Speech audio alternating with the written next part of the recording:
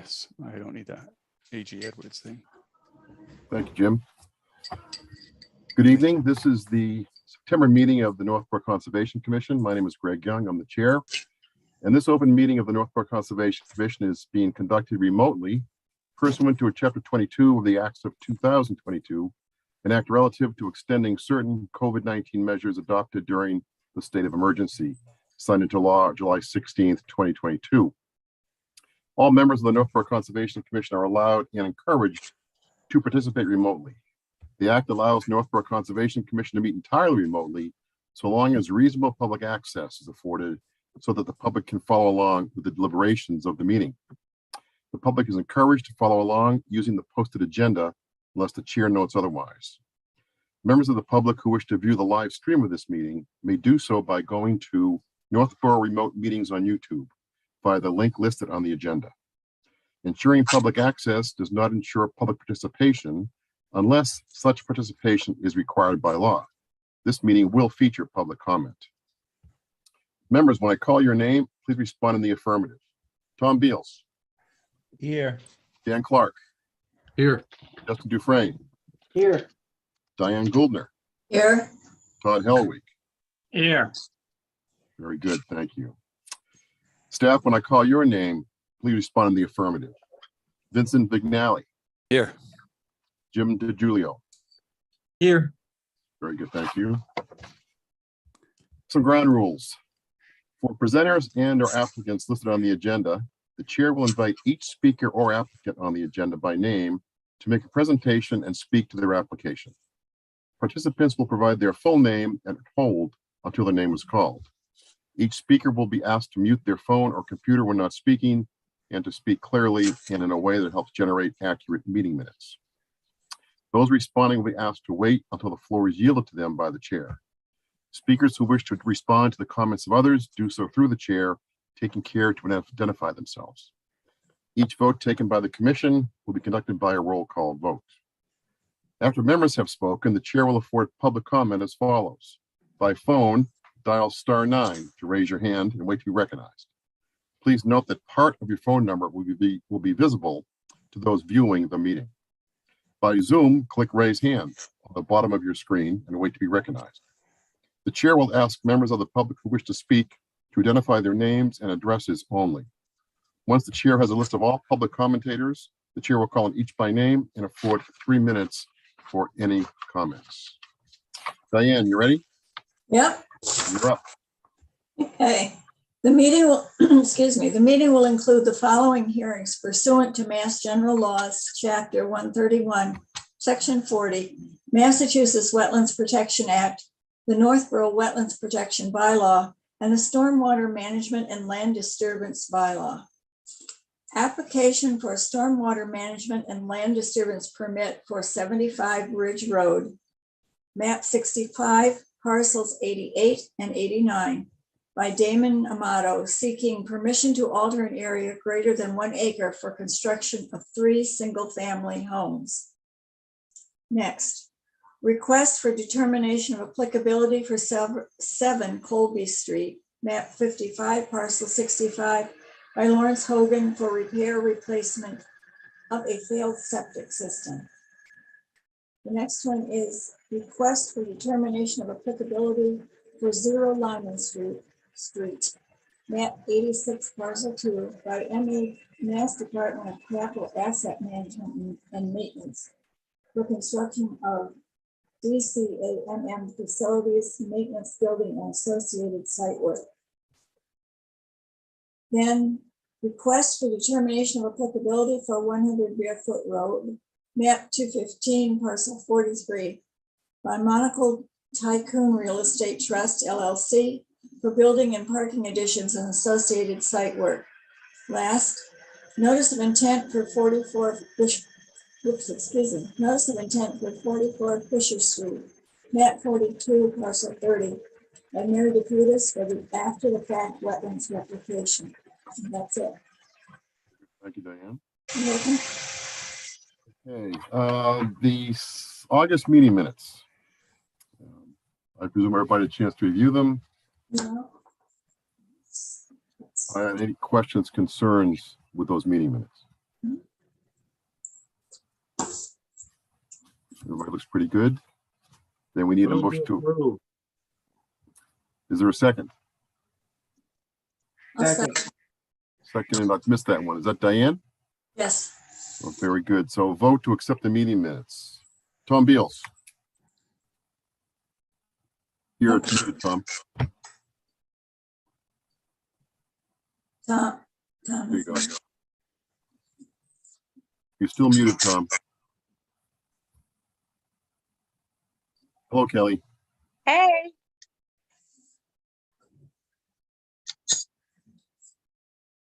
Okay, we'll move on. Let Tom fix his issue there. Dan Clark, Yes. Justin Dufresne, Yes. Diane Goldner, Yes, Todd Helwig. Yes. Kelly, did you read the meeting minutes? You review the many issues?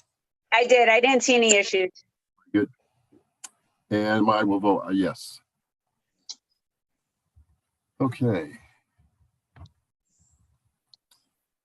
Public hearings. 0 Hudson Street, continued notice of intent. What's our latest and greatest on this, Vinny? Latest is on this one that they're requesting a continuance on the project. They have hired a third-party wetland specialist, Ecotech, to map, delineate the wetlands and the resources on the property, and will come into the next meeting, the October meeting, with revised plans, and we can discuss it at that time. Okay, So they've Um, requested a continuance. okay. I'm just curious, didn't they already have somebody do the wetlands? The person that did the wetlands was Norse Environmental, and they were hired by the applicant to be their consultant for the project. And we got a line that is questionable now. There's a question between the property owners and the line that was mapped by myself and Norse when we were out there.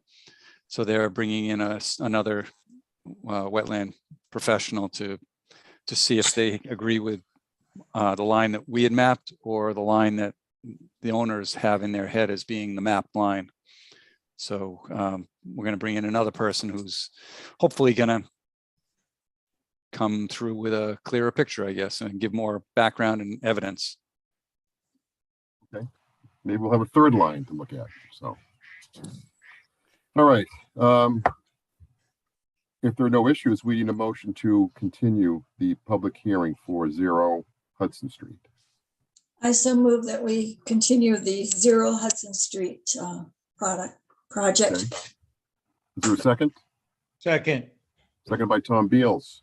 Roll call. Tom Beals, Yes. Dan Clark, Yes. Justin Dufresne, Yes. Diane Goldner, Yes, Todd Helwig, Yes. Kelly Marston, Yes, and I vote yes. Continue to October. And it's October, we have to set a date for that. And so that, is everybody available for October 17th? Because just so when you're continuing, it has to go to a date. Okay. Are we going to have Zoom support on the 17th? I'm not sure. You got that, Jim? Sorry, I missed it. There's a question of the date, the next meeting date is scheduled, it's on the schedule as being October 17th. And there's a question of having a Zoom host available. And I'm not sure if there is, I haven't heard of a system in place to have it, to have a host available. And wasn't sure if you could give us a little guidance on that. So I will not be available Monday and Wednesdays. So I'll be in class those nights. I'm not sure what the plan is yet, but I believe something is in the works. Should be known soon. So we want to keep it for the 17th now, Vinny, and if something goes sideways between now and then, we'll look to reschedule it. Yes, that's the best we can do. I was hoping that there was going to be more direction, but I haven't heard anything. So. All So right, still- continue to so- the 17th. Yes, continue to the October 17th. All right. 93 Maynard Street.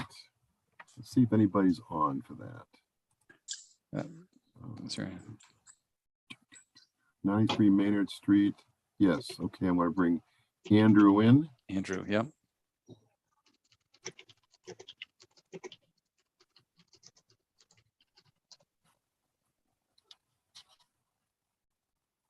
Okay, Andrew should be a panelist here momentarily. There he is. Hey guys, can you hear me okay? Hey, Andrew. Thank you. Okay, 93 Maynard Street. What's going on with that, Vin? I know it's been a an interesting location here, which doesn't seem to be going in the positive direction. But Yes, we've been out there. I've been out there multiple times. And the owner's got contractors working and they're making alterations to the site. It's an interesting property where he's got a conservation easement in the front with a driveway going through it. He's got the right to have a driveway through it. But there's wetlands and conservation easement property on both sides that has no alteration limitations. There's also in the rear another conservation easement where it's adjacent to where he put in a chicken coop, and there was alteration in that, and that's what started some of the questions. But the initial request for determination on this was to cut some trees that are not in either of those conservation easements, but are on the main body of the lot. And the situation has been that there's now been alteration within the conservation easements, as well as alteration of the area at the front of the lot in the buffer zone and possibly into the wetlands. But I think Andrew can give us a little more detail in that because I think he's gotten it mapped. So Andrew, if I can turn it over to you. Yeah, I'm happy to provide an update. So unfortunately, we're still working through the restoration plan. We plan to have that well in advance of next hearing deadline, but we wanted to come tonight just to provide an update on kind of where we stand.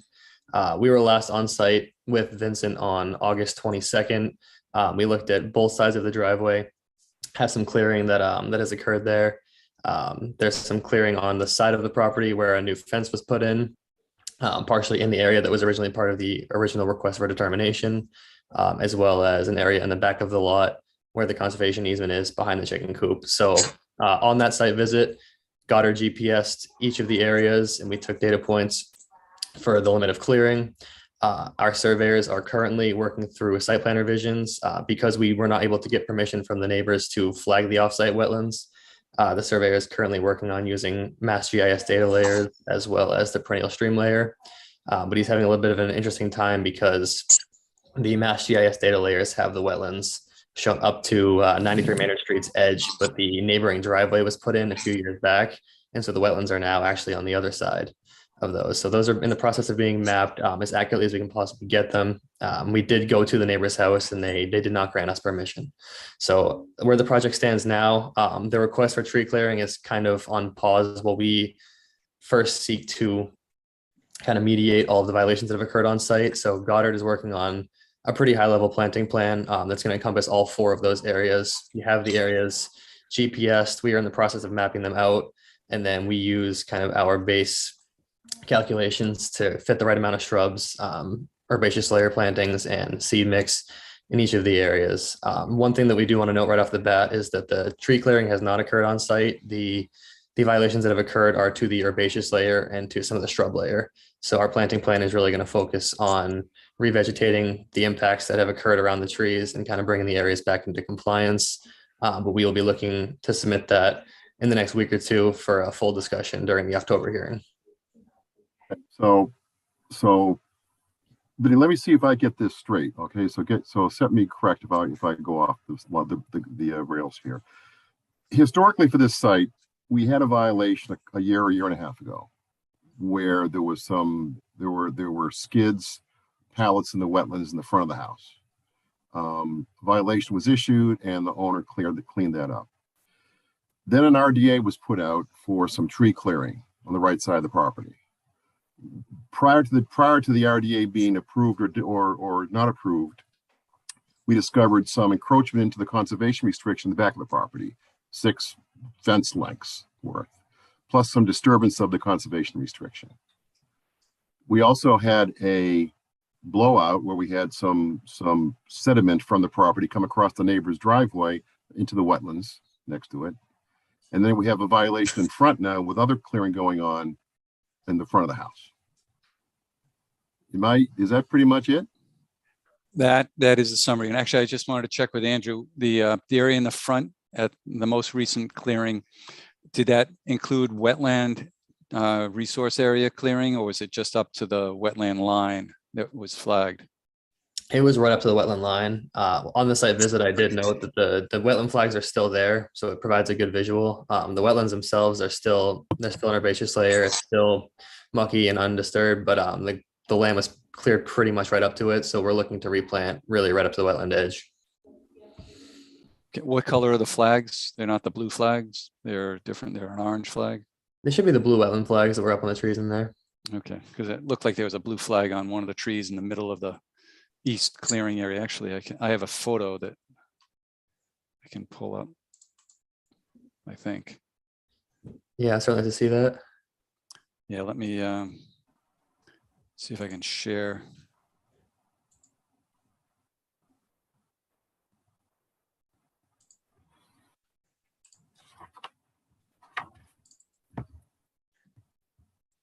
Okay, so this is a view taken from the pavement, and where my pointer is in the, I'm standing at the pavement. This is like a 5 feet off the driveway pavement, standing right before you go in through the gate. You can see all the herbaceous layers been removed and back to the wetland. But if I look in here, I thought there was one of the trees I thought had a blue flag on it. There's a blue, something tied around a tree there. It's to your left. Yeah, go left. Right there. The trees are like a V. It's the left side of the V trees. You guys have good eyes. Excellent job. So that's what I saw as a blue flag. And so that looked like you were in the wetland, but I wanted to wait and verify with Goddard. It's tough to tell herbaceous and ground covers when it's gone. Certainly. So looking at this, I can confirm. So the pink flags were the stream that was delineated. The blue flags were the wetlands. So it does look like the encroachment has at least come a few feet into the wetlands. And so our restoration plan, seeing this, would include wetland plantings and seed mix up to the delineated wetland line, and then a more of a conservation and facultative upland shrub layer up from the blue line to the existing driveway. That seems more appropriate. Yep. And anything else in the picture people want, or am I all set? No, is there anything else we have, Vinny, to show the group here, the commission? I have We've already seen some before. but- lots of photos. Let me pull up. We've got the sediment that went across the. Come on.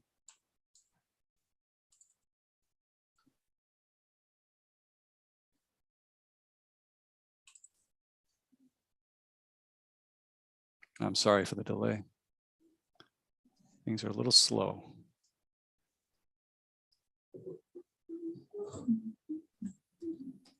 Come on.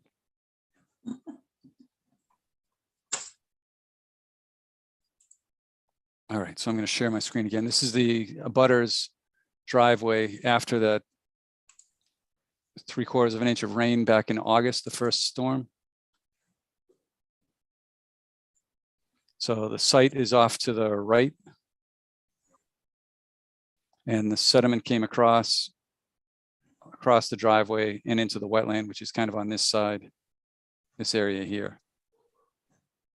Since that time, they've installed perimeter controls, perimeter barrier, and it hasn't, well, we got that day or that few days where we got 3.5, 4 inches of rain. There's been no more flow or impact into this area. The water has kind of flown across for a little bit, but there's not been an impact of sediment moving across there. So I guess the question is up to the commission where, like Greg was saying, Greg and I had been out there a couple of times. The question really stands is where the hearing is for a request for determination for tree cutting, but we've gotten into wetland alteration, conservation easement alteration.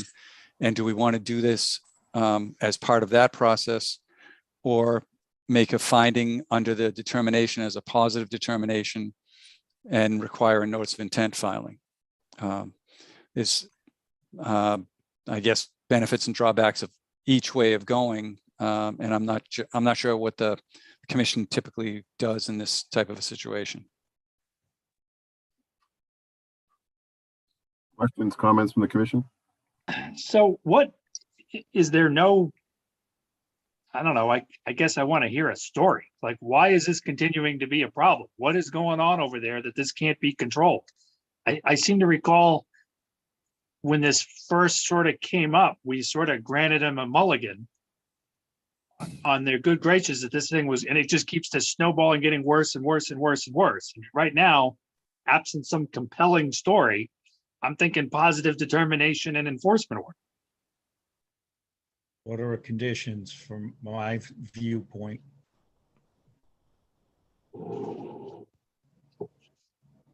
Questions or comments? Andrew, do you want to address why it's continued or what the situation is on the site?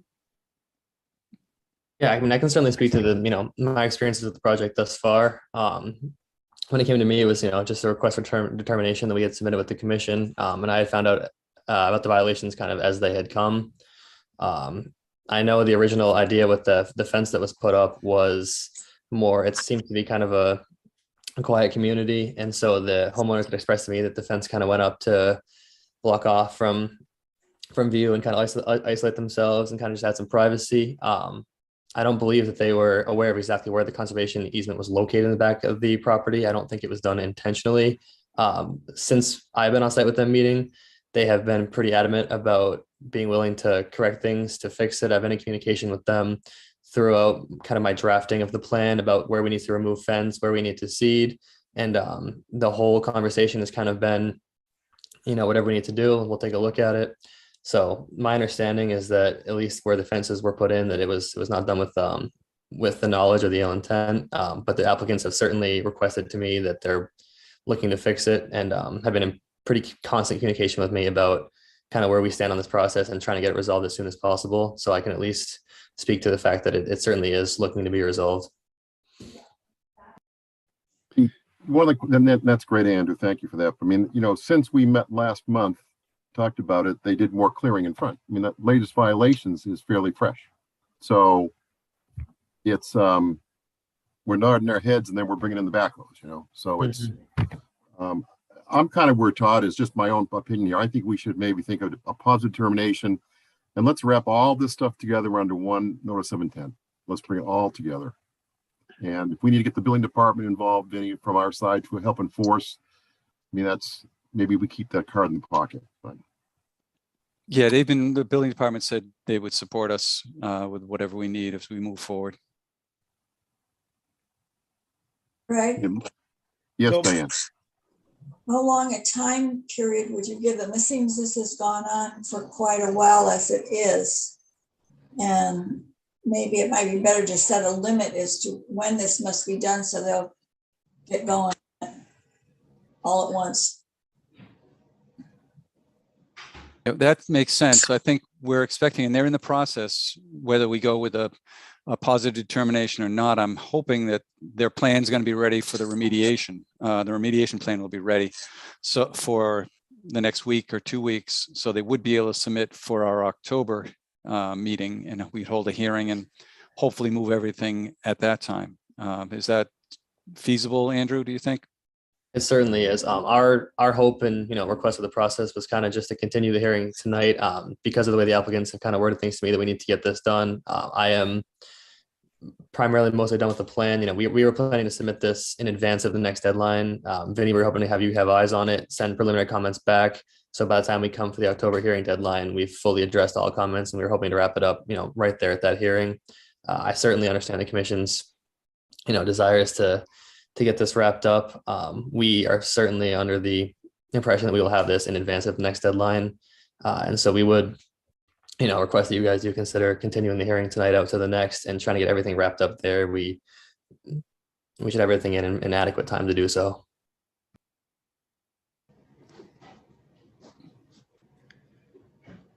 I think they need to cease and desist all work that's going on there. I don't understand why we have silt running across the driveway when the fence stuff was the beginning of the project. I'm not sure what they did to cause. Yeah, they did additional work. They went in and cleared in the area around the driveway, and they opened up the area around the house. They now have sod down. It looks really nice. They did a good job, but it was the interim time and they got caught and the rainstorm hit and washed things over and into the neighbors. They did have a sediment fabric up, but it was functioning more as a barrier for access. It wasn't buried and dug in.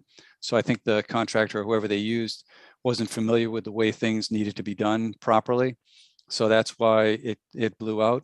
But we already have a violation notice on the property noting no alterations and a cease and desist for work within the conservation easements. And that went for both the back area as well as the front. And that's why I think we need to reinforce the idea that you got to stay out of those easements unless you have permission to go in there. They have their driveway going through the front easement. And it's my impression that they get the driveway plus 3 feet or so on either side. But I haven't found any documentation that gives them the permission to alter anything more than what's already been altered in that area. But they went ahead and cleared, and they have plows parked in the conservation easement, and they've cleared and graded some of the other sections within the conservation easement, even though we had a violation notice on it. So clearly they don't understand that they can't do that. So I think we should be telling them that they need to stop all of their site activities until they have a order of conditions or. I think it's a positive. I think we issue a positive determination of applicability and a cease and desist, all works. Yeah, either they don't understand or they're ignoring. They do understand and they're doing it anyway. Right. Yep. Okay, that sounds right. good. All right, any more questions, comments from the commission? Let's see if we have any public comments out there. I don't see any hands up. Okay, so it sounds like the movement here is to close the hearing, issuing a positive determination, which will result in requirements for an NOI be filed to cover everything we discussed today.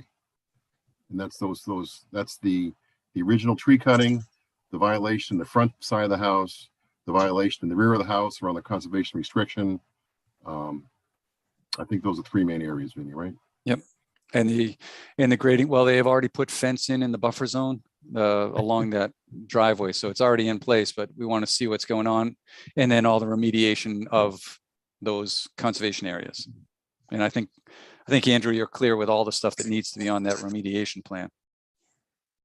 Yes, we are certainly clear on our end, and that will be done in advance of the next deadline. Absolutely. And Vinny, we have a cease and desist in place now, correct? We do. It's a violation notice, more of a letter. It's not an enforcement order. I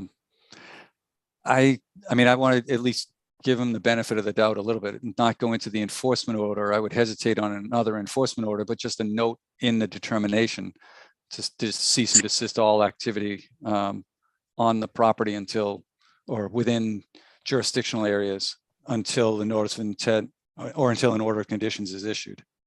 Yeah, I like that because we could put it as a condition in the positive determination not to do any work. And if they do work, they're going to have to explain that when they come before us next month. Yes, good. Okay, so we need a motion, I think, to close the hearing. So move. Is there a second? Seconded by Tom. Roll call, Tom Beals, Yes. Dan Clark, Yes. Justin Dufresne, Yes. Diane Goldner, yes, Todd Helwig, Yes. Kelly Marston, Yes, I vote yes. We vote on the fact that we find a positive determination, correct? And that Yes. basically kicks off the requirement for an NOI without having to vote for that, right? Correct. Okay. Right. It's a positive determination. I would make the motion that we issue a positive determination of applicability for 93 Maynard Street. And one of the conditions is that they do not do any additional work until they receive an order of conditions. Second, Second by Tom Beals. Roll call. Tom Beals, yes. Dan Clark, Yes. Justin Dufresne, Yes. Diane Goldner, yes, Todd Helwig, Yes. Kelly Marston, Yes, and I vote yes. Okay. Got it. Andrew, any questions we can answer for you before you leave? Unless you're gonna stick around for the excitement. Just one clarification before I go. So the special condition that's being put in, is this all work within jurisdictional areas or all work on the house and everything kind of in general on the site? I would like to go with the jurisdictional areas. I mean, because we've Mhm. got, I mean, you're now going to have a 200-foot riverfront zone on there. Exactly, yes. And So that's going to kind of protect a lot, I think. it is much more of the site is now becoming under jurisdictional area now that we're getting that mapped onto the plans. But it doesn't include the area that's up by the, what's the pool or the hot tub, whatever's up on the higher elevation areas. No, Right. some of those areas are kind of the only thing that's really out of the jurisdictional areas, either riverfront or buffer zone. Okay. And then the cease and desist is, I mean, you can still, and I think what I'd be looking for is to stabilize, do temporary stabilization on the areas on both sides of the driveway coming in, spraying some mulch or doing some hydroseeding or something to Mhm. make it not dust. I mean, right now it's been so dry over the summer, that dust is just waiting to flow off somewhere. Absolutely. So I would say it's up to the commission. What do your thoughts are that we would cease and desist all work within the resource areas and buffer zones? I think that's fine. I think that's what was intended by my motion anyway, because Mhm. it's in the word jurisdictional, That's right. right? I don't know that we can stop them from replacing the faucets. I don't think we should. No, correct. Correct. All right, Andrew, you good? I am good. Thank you for your clarification. I look forward to getting the plan over to you guys. Very good. Any questions? You know where Thank you, Vinny Andrew. is, right? Absolutely. All right, excellent.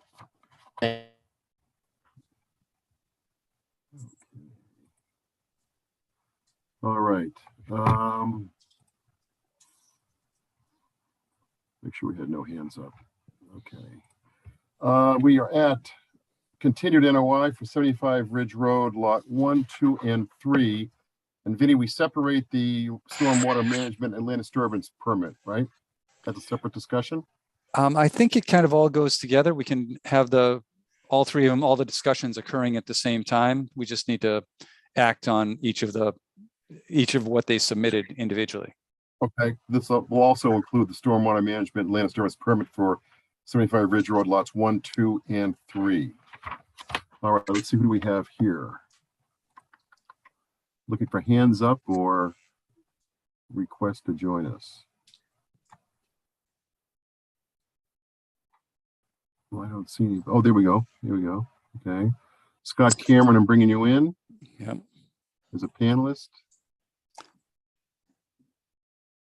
All right, David, I see your hand up and we will bring you in after we start the discussion here. Keep that hand up. All right. Scott should be joining us momentarily. There he is. Hello, Hey, Scott. good evening, everyone. All right. So, since you were here last, which was, I think, July, right? Yeah. I know you and I Vinny have think so. been Yep. actively communicating and documents flying back and forth and so forth. So, why don't you two tell us what's going on, where we are and where we're going? Yeah, actually, I can turn it over to Scott. We've actually gone back and forth multiple times with plans. He's done a really good job about incorporating the comments from the town engineer, town planner, as well as myself into the most current plan set, which I think is dated August 15th. But we have a multiple group of plans, maybe, I can't see the date, but he's incorporated a lot of the concerns or addressed a lot of the concerns that we have. We can go through them. Scott, I'm sure we'll go through it all, but as far as the town engineer, the town planner, and myself, we've kind of reviewed the plans in depth, and we feel they've done a reasonably good job, if not a very good job, at addressing all the issues that have arisen. But I wait to hear the board's comments and questions. Do those discussions include the stormwater management piece? Yes. Yep. All We've the reviewed this, calculations, so forth, have been reviewed, and everybody's Yep. good. reviewed and revised twice. And so we've gone through those multiple times, and they've addressed the concerns that were raised. All right, can we put a plan up and then we can turn it over to Scott? How's that? Do you have one, Scott, or do you want me to do that? I do. Let's see if that, did that pop up? It's coming. Here it is. Yep, got it. Perfect. And good evening, everyone. For the record, my name is Scott Cameron. I'm with the Moore and Cameron Group at 25 Canosa Ave in Haverhill, Massachusetts. And I'm here again on behalf of Down East Residential LLC. Damon should be jumping in at some point. He did have a commitment with his children. So I said, go be with your kids and I'll handle this tonight. But I think we're pretty far along in this where I can respond and answer to any questions that come up tonight. So yeah, we following up on Vincent's commentary to open. We have been doing quite a bit of due diligence on this in vetting, discussing, stress testing, going back and revising again, and just going through all sorts of items, which I'll walk you through tonight on getting these plans from our initial presentation, which was back in July, to where we are today. And in doing so, not only with this board, we are also coordinating with the planning board for their permit path. And so, we get things kind of solved on this side, and then we go back and we look at the planning aspects of it, and we polish again. So there's been a lot of back and forth in that regard, but I'm very, very satisfied with where we've landed tonight with the August 25th plans. That's the date that you can see the various iterations we've had here, going back to June, July, early August, and late August. And I've been very satisfied with the technical expertise, communication, and insight that the staff, Vincent, Fred, and Lori have provided over this process. So I'm going to move ahead to sheet 3 of 8, because I think that contains the bulk of our efforts. And as you know, just to refresh your memory on this site, this is an older property that's been what I would say intensely used for a long period of time. There are 7 to 8 structures in various states of, I guess, habitation. Most of them are not habitable. And one of the things we had added into this plan is just some photos of the condition of the site, which I can show you a little bit, but it's very campy. There's a lot of stockpiling of trash and debris. This is remains of an old foundation, for example, that I'm panning around through. You can see the work. You can see the Bartlett Pond here to the left. You can see there's a structure here. This is only 10 feet or so off of the pond bank. And this is more or less a condition throughout the entire property. And this goes right up to the shoreline in a lot of areas and throughout a lot of it. And Damon has put the property under agreement. And again, just to refresh memories, the proposal is to construct 3 single-family dwellings on the property. And I pulled up the landscaping plan, which gives the best kind of color depiction of this. So this this would involve obviously the initial cleanup of the site, restoration of the critical buffer zones, which I'll walk you through. And then there'd be, what we've done is we've gone through a special permit process with the planning board to consolidate what would ordinarily be 3 driveways, 1 for each house, into a single common driveway, which gives us a lot more, there's a lot of benefits to this. Mainly, we have a common driveway, which has less pavement than 3 individuals. But most importantly, this would be overseen, managed, and maintained through a homeowners association, which is a big deal because if it's a single family home, there's not going to be any of those types of documents with multiple property owners paying into an association responsible for maintaining this. So we felt there were a lot of benefits to setting it up in this way. But getting back to, the changes in the plan, sheet 3, you can see there's a lot more information on this plan. This was initially what we labeled a site preparation and demolition plan. And we've spent a lot of our time on this because this is really the foundation of the project. It's the first thing we got to do getting into this property is getting it cleaned up. There's nothing else that can happen until that work is done. And so we've gone through quite an extensive set of what I'll call specifications here.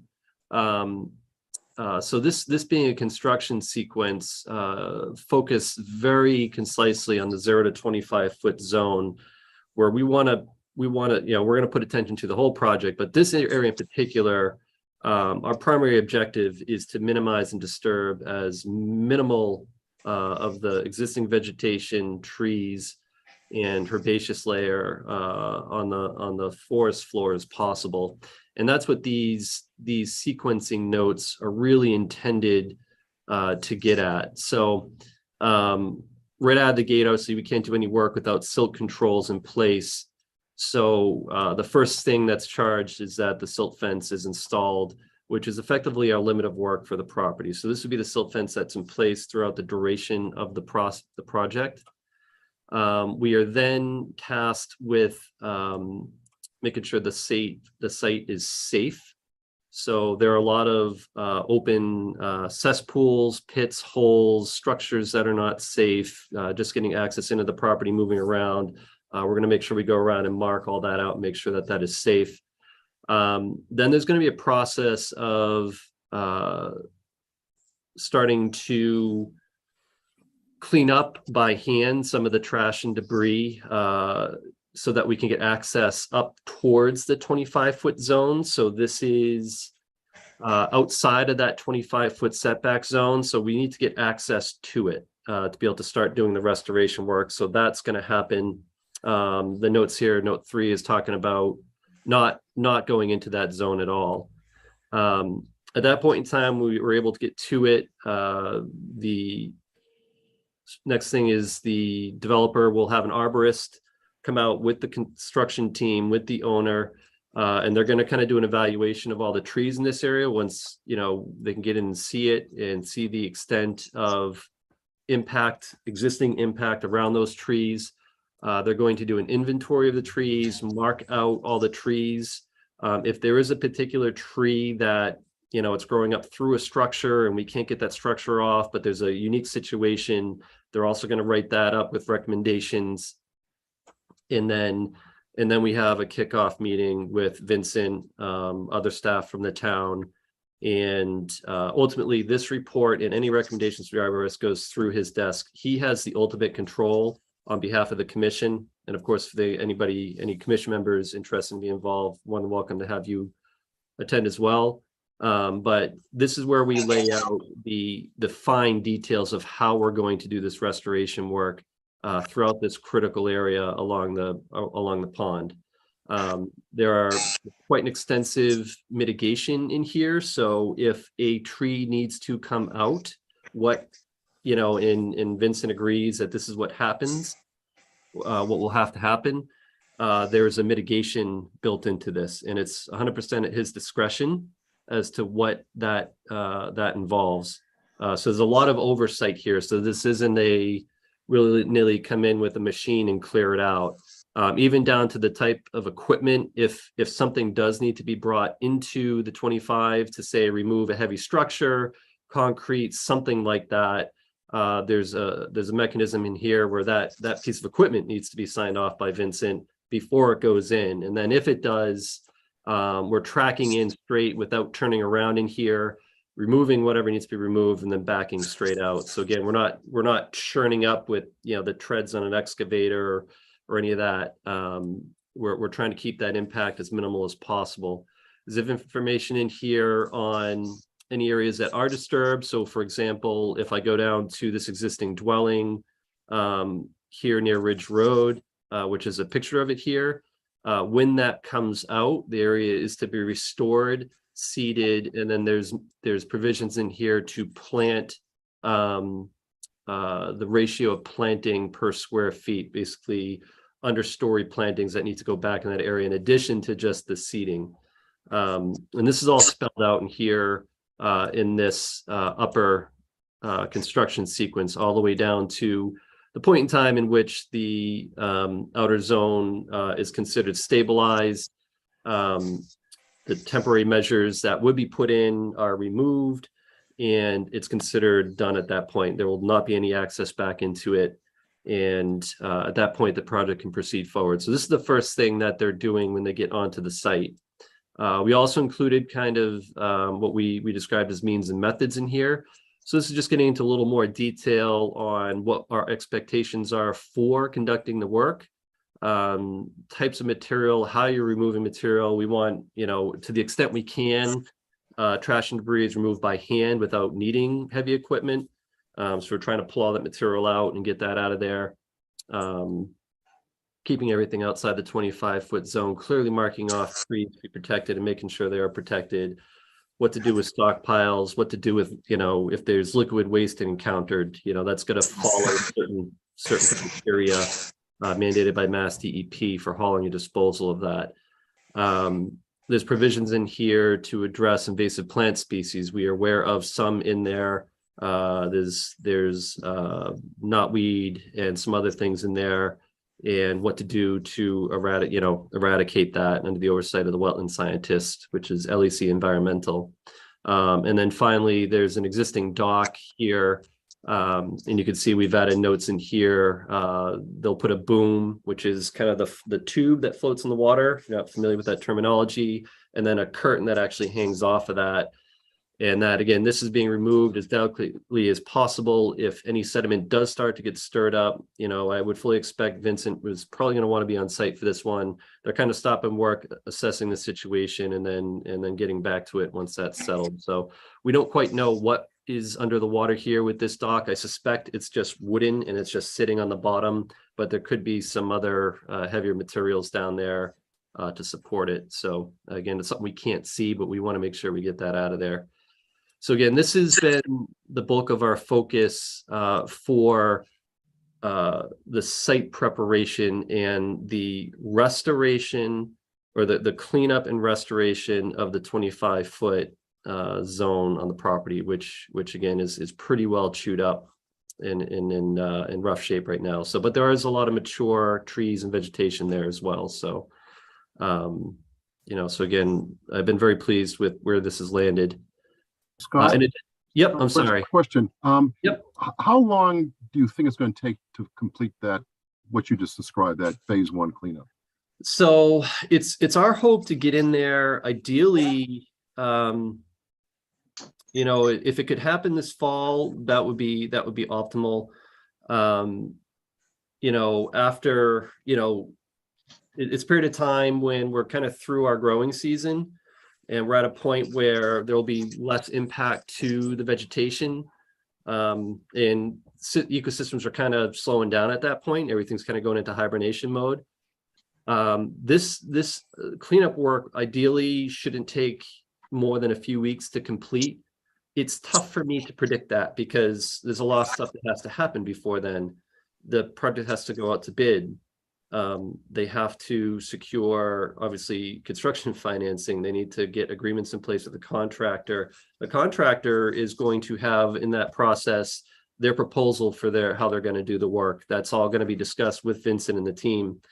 So I think in reality, we might be looking at next season, next construction season for this. Overall, this is a project of a scale where the cleanup, restoration, site preparation, common driveway, stormwater infrastructure to stabilization of everything except for the house lots can be completed within 3 to 5 months. So it should be a relatively short period of time when I'll say the site work is underway. And then from there, it's onto the house construction. And there's also, and you'll see probably in I would suspect there's a condition that you have seen or will see that requires the developer to procure a bond. So if there's any work not finished for the common driveway, for example, they won't do the finished paving until the very end because they don't want that getting damaged by the house construction work. There'll be money set aside for that. There'll be money set aside for final as-built, things of that nature. So the security is going to be in place to ensure that the project's finished. In total, with the house construction, I think this is an 18-month project with probably a time creep of around 24 months. And again, once you get into house construction too, there's a lot of unknowns just with material availability, labor. You know, everyone in the industry is fighting with this right now. If you heard about garage doors last year, you just couldn't get them. People were waiting 6 months, 9 months. So Vinny, everything we've heard from Scott here, which I'm pretty impressed with, has been vetted by you, correct? It has been, yes. Great. We've gone through it multiple times and tweaked it to get it to the point where it's been acceptable to all the staff, myself and Fred, as well as Laurie. Okay. I'm interested in seeing the plan next, but before we go there, I want to see if any commission members have any questions about what you've heard so far in terms of this phase 1, let's call it. I have a question about the pond itself at that point.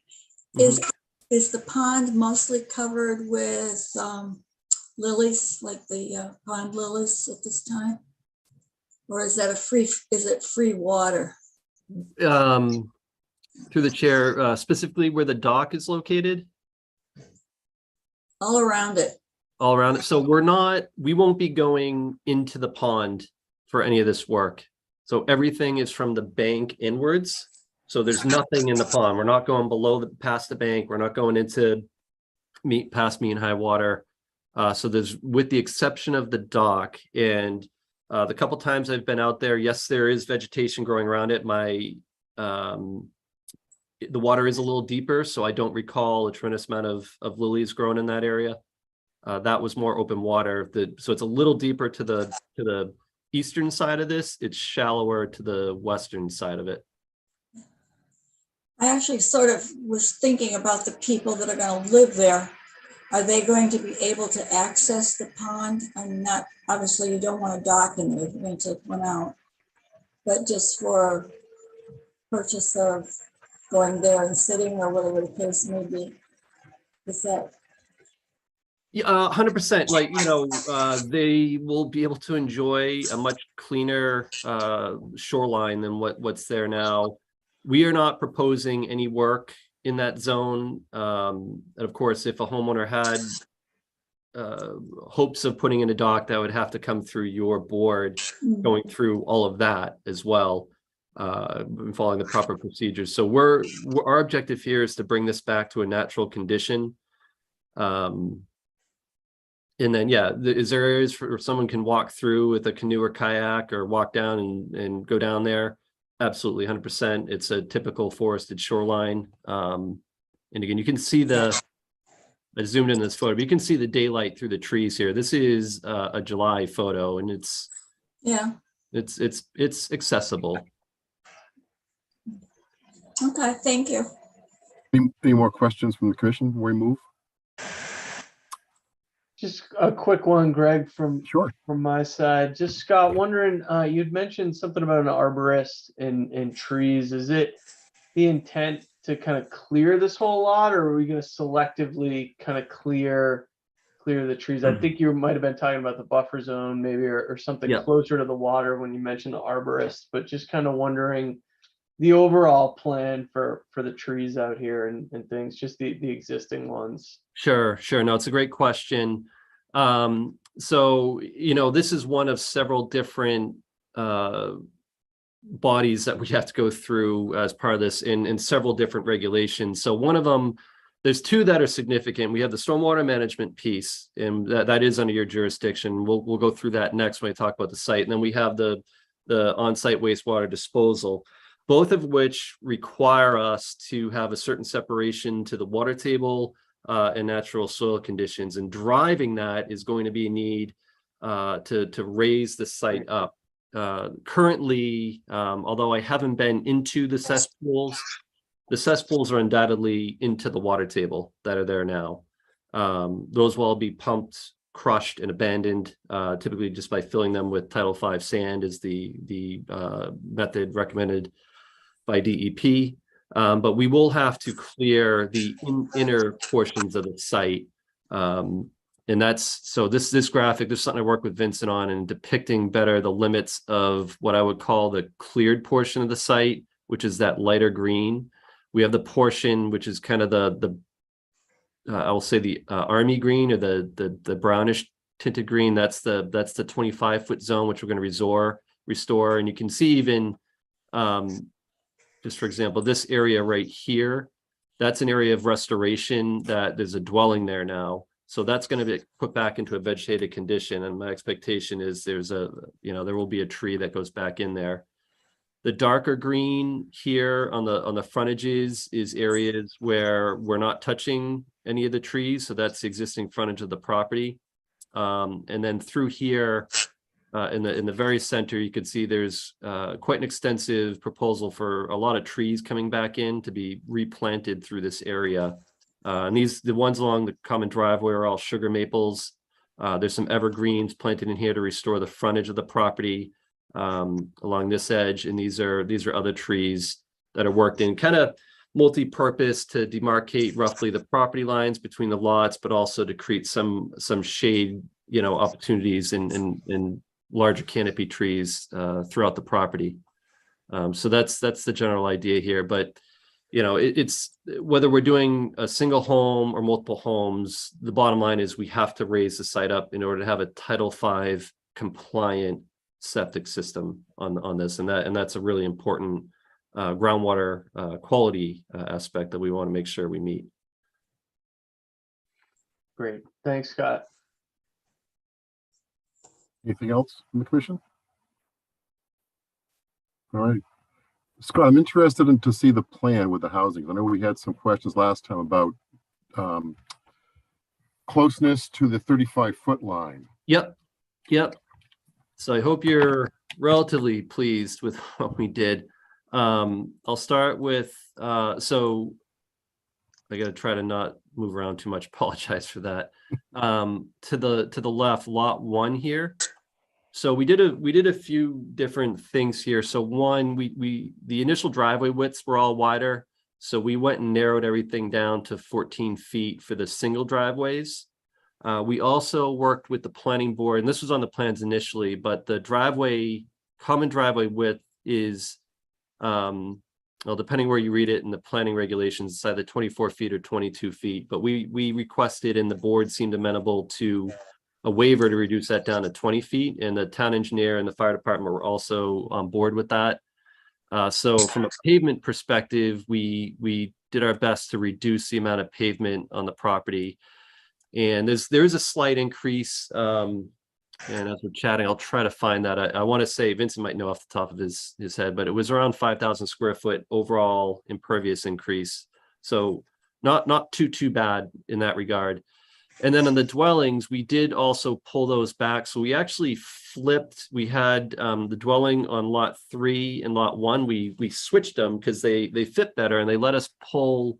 You can see how far off, this is about 15 feet from the main dwelling off the 35. The deck itself is only about 8 feet, but we were able to pull that well off the 35.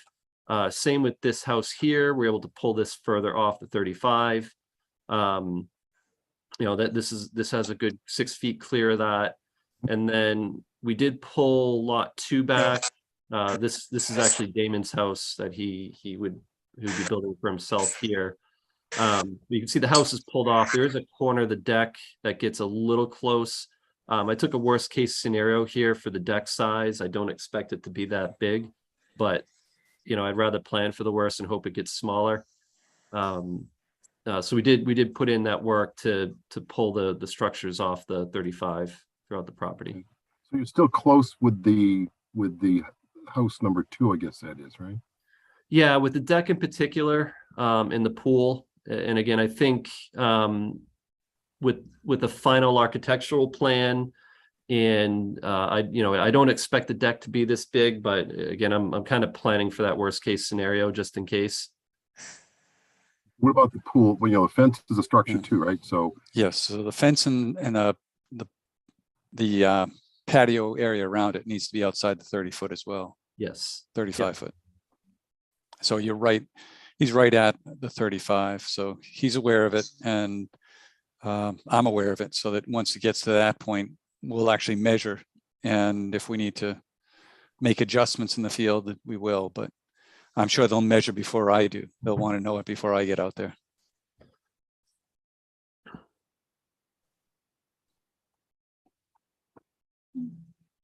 any questions from the commission? Comments? What you see here? Can you explain the drainage, how the drainage Yeah. flows? Because we're still under the land disturbance bylaw, so we can just cover that Yep. quickly. Yep. So there's, excuse me, there's a lot of emphasis placed on, in the review with Vincent and Fred, on storm water management. Sorry. It's dry in my office, I think. So what we did, there's a couple different competing things here. We have,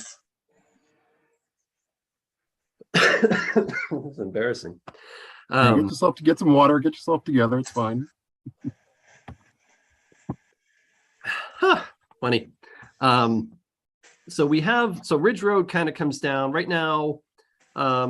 There's not much of a gutter line on Ridge Road, so the water just kind of falls off to each side. The existing driveway is kind of the high point here on both Ridge Road and the site, and we are more or less maintaining that.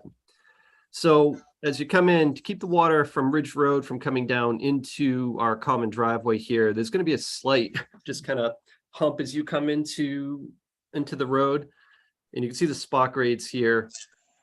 And then as you come down, there's a crown to the road, and water pitches off to the edges, and there'll be just a filter strip on the edge, just out of gravel. It's going to bring it down, and then when it gets to the neck of the cul-de-sac here, it would come across this and into the center of the turnaround.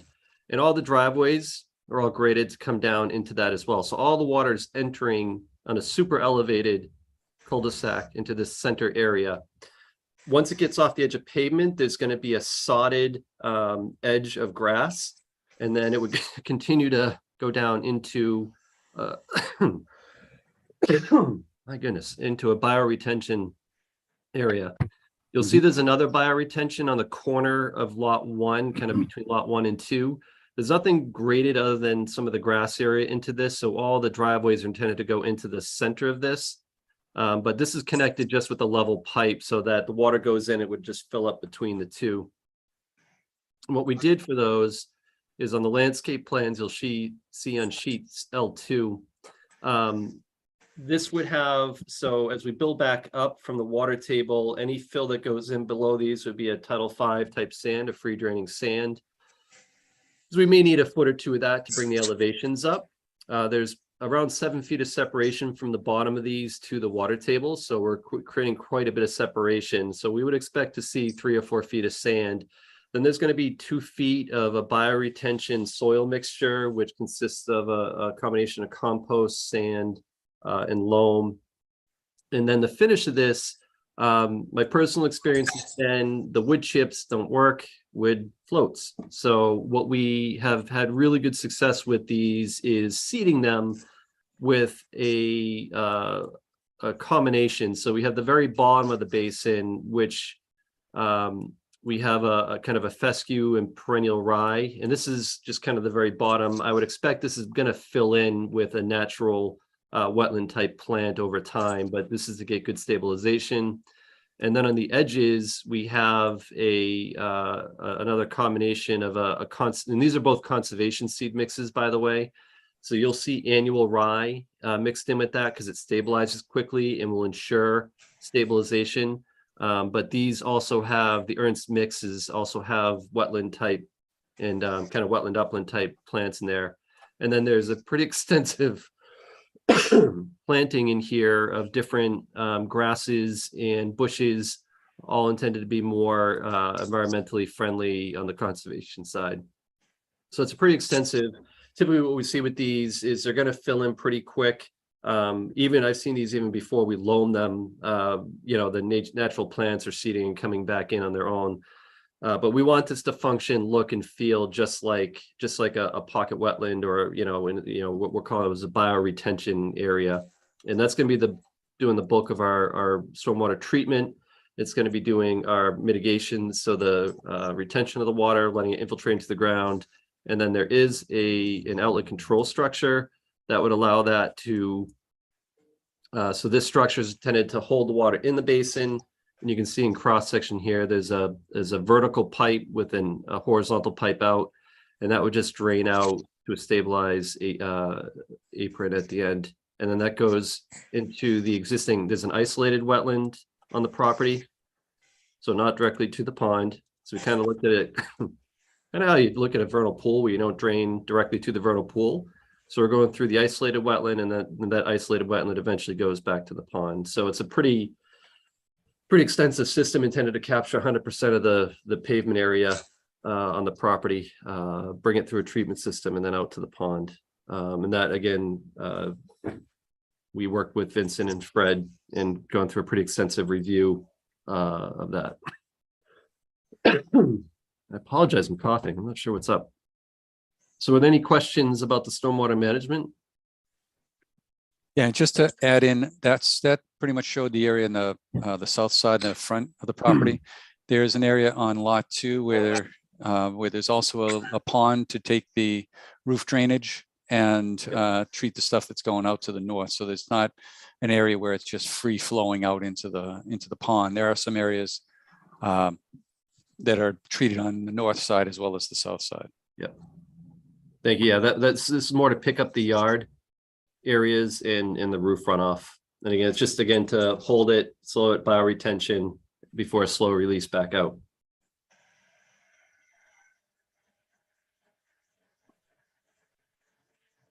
Justin, you good? Yeah, I would just, I gotta say, Scott, really appreciate the plantings in the front bioretention basins. I've seen, I can't tell you how many plans I see that just say bioretention seed mix or something like that in these basins. And, having worked on a number of these, I feel like when you get some good plantings kind of mixed in there along with a good seed mix, they tend to not only function better, but really look a whole lot better too, a whole lot cleaner, and really helps with the growth. So I think those look really good. I wasn't sure, and I'm sure Fred's looked at this, and I'm sure you guys have plenty of test pits and stuff out there, but assume they drain down sufficiently based on the soils and everything that you have. I know there's no under drain to them or anything, but just assume that you guys have looked at that, and Fred's looked at that. Yeah, and I know it's just graphical at this point, but I would say just looking at that roof drain at the top that's going into that other basin, you might have to pull it off, maybe a different side of the building or something. It looks like where it starts would probably be, the grades over there look like they're below the basin elevation, but I'm sure that's probably just a graphical depiction of the roof drain at this point. So I think it really looks really good. We've seen a number of these plans. The basins aren't planted up that nicely, and I think that makes a big difference. So yeah, I'm good. I can talk about the soils if that's okay, just quickly. Yeah. So we did a series of preliminary test holes. You can see those labeled on the plans to get a feel for what's out on the property. The results were consistent. They were all the same soil profile for the most part. I do have that also on here. We do know there's bedrock down deeper. We hit it around 11, 12 feet on test pit 4. It's a little shallower on test pit 3, but you have extremely gravelly, sandy soil here on this property. And what we did through the review is one of the conditions on here, and this is noted on the plans too, is that we're going to conduct a series of permeability tests. So once, similar to what we would do with the septic system, you go out for bottom of bed inspection. Same thing here. We're going to do a bottom of infiltration basin or bioretention basin test. We're going to run a permeability test, make sure they're draining like we expect. And then at that point, we'll complete the construction, and we'll be going back out through the Board of Health as well to do the test holes for these septic systems. But again, I have these two. I hit pretty darn close to each of them, and we're about 30 feet off the other test hole here. But you know, if I was seeing different results, I'd have a concern. But we're seeing the same soil everywhere on the property, so that'll be the next step in the process. Anything else? Do you have any questions, comments?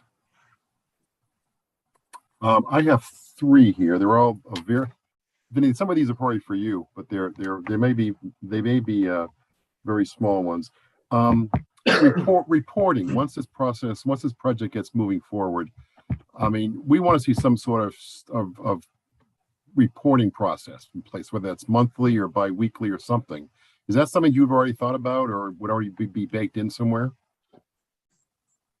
You asking me? Yes. Yeah, we made that as that's one of the things we discussed, the idea that they're required to do reporting under the stormwater pollution prevention plan or under the construction general permit for the EPA, and as part of the land disturbance application. They're going to be doing weekly inspections and emailing me those inspection reports when they're completed. Okay. And then after the construction, when all the construction work is done and they're doing maintenance work, they're going to be sending they need annual maintenance on the basins, mowing, cleaning, catch basin maintenance, any of that stuff that would be needed. Actually, there's no catch basins on this one, but any of the regular maintenance the homeowners association does, we have a condition there that they submit all the documentation, all the receipts for the inspection reports for that annually to the commission. Okay.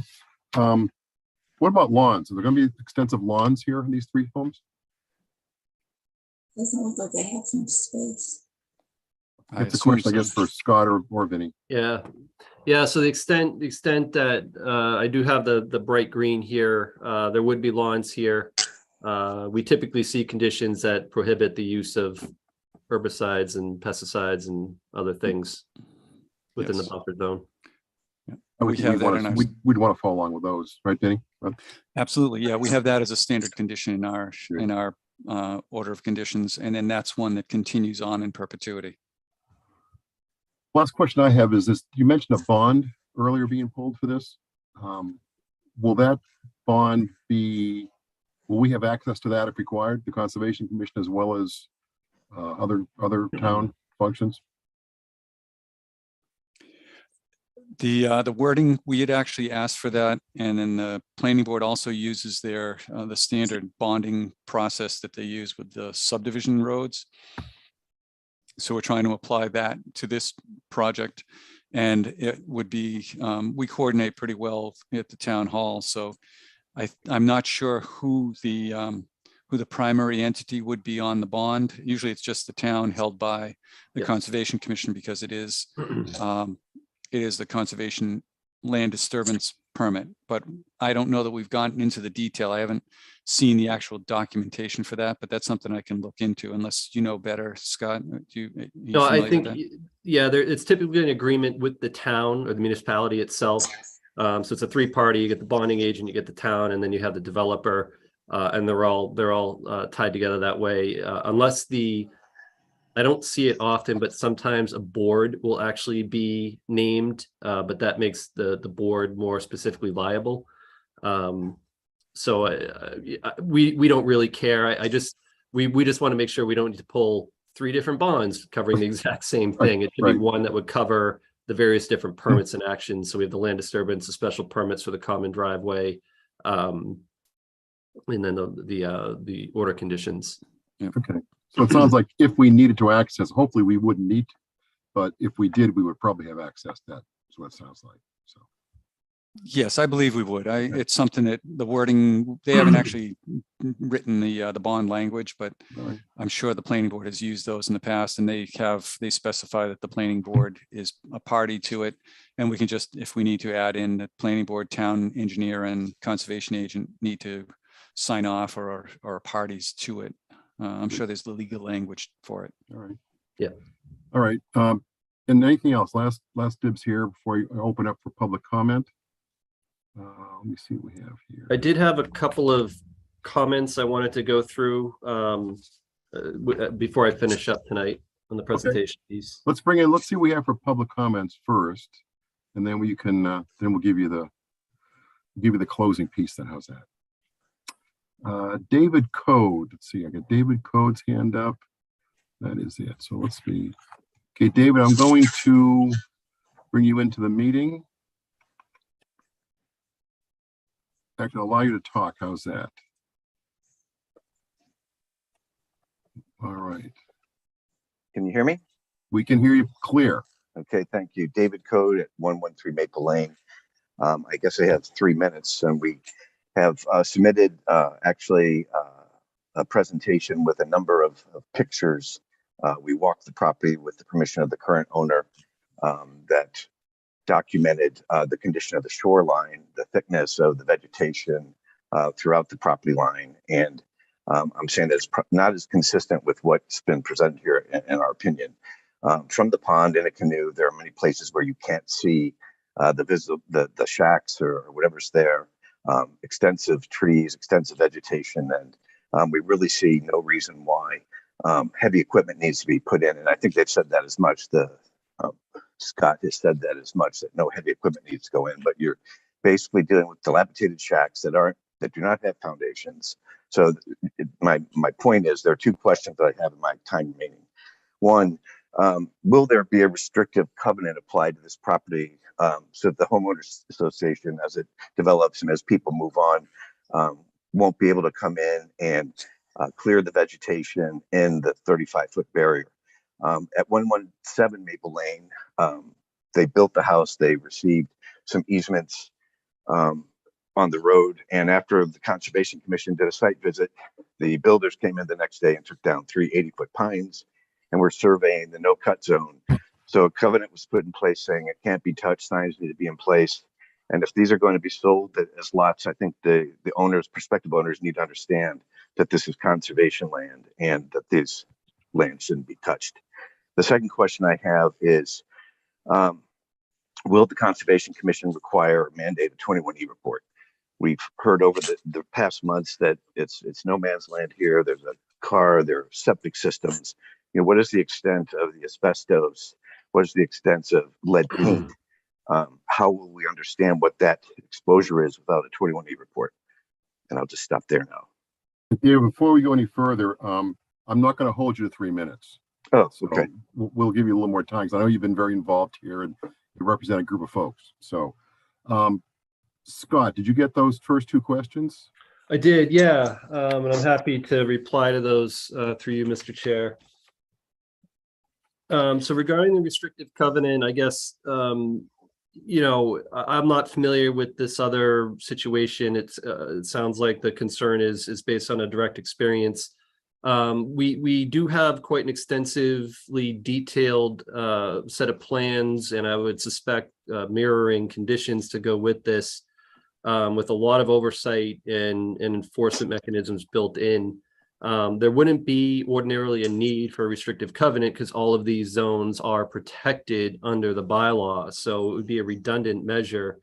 Vincent and I have talked about, and I believe in these conditions, there's also what is effectively a notice that needs to go to any buyers in here, acknowledging that they are, upon buying this, they acknowledge that they have reviewed the plans, they understand this is conservation land. And I don't know, Vincent, if you had I think we left it as you were going to think about the language for that, but it's something we've talked about, and it's in the conditions that we talked about being amenable to.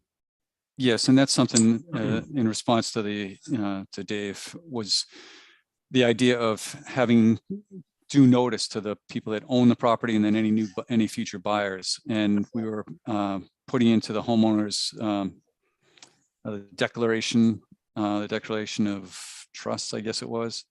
That exact idea that there's a 25-foot no disturb area on the lots, no disturb within 25 feet of the wetlands, and no structures within 35, and they need to be in compliance with all the local bylaws. So for them to do anything in that no disturb area, or to put a structure in those 35 or 25 to 35 foot, they need to come to the Conservation Commission, and that's in the documentation for the homeowners association.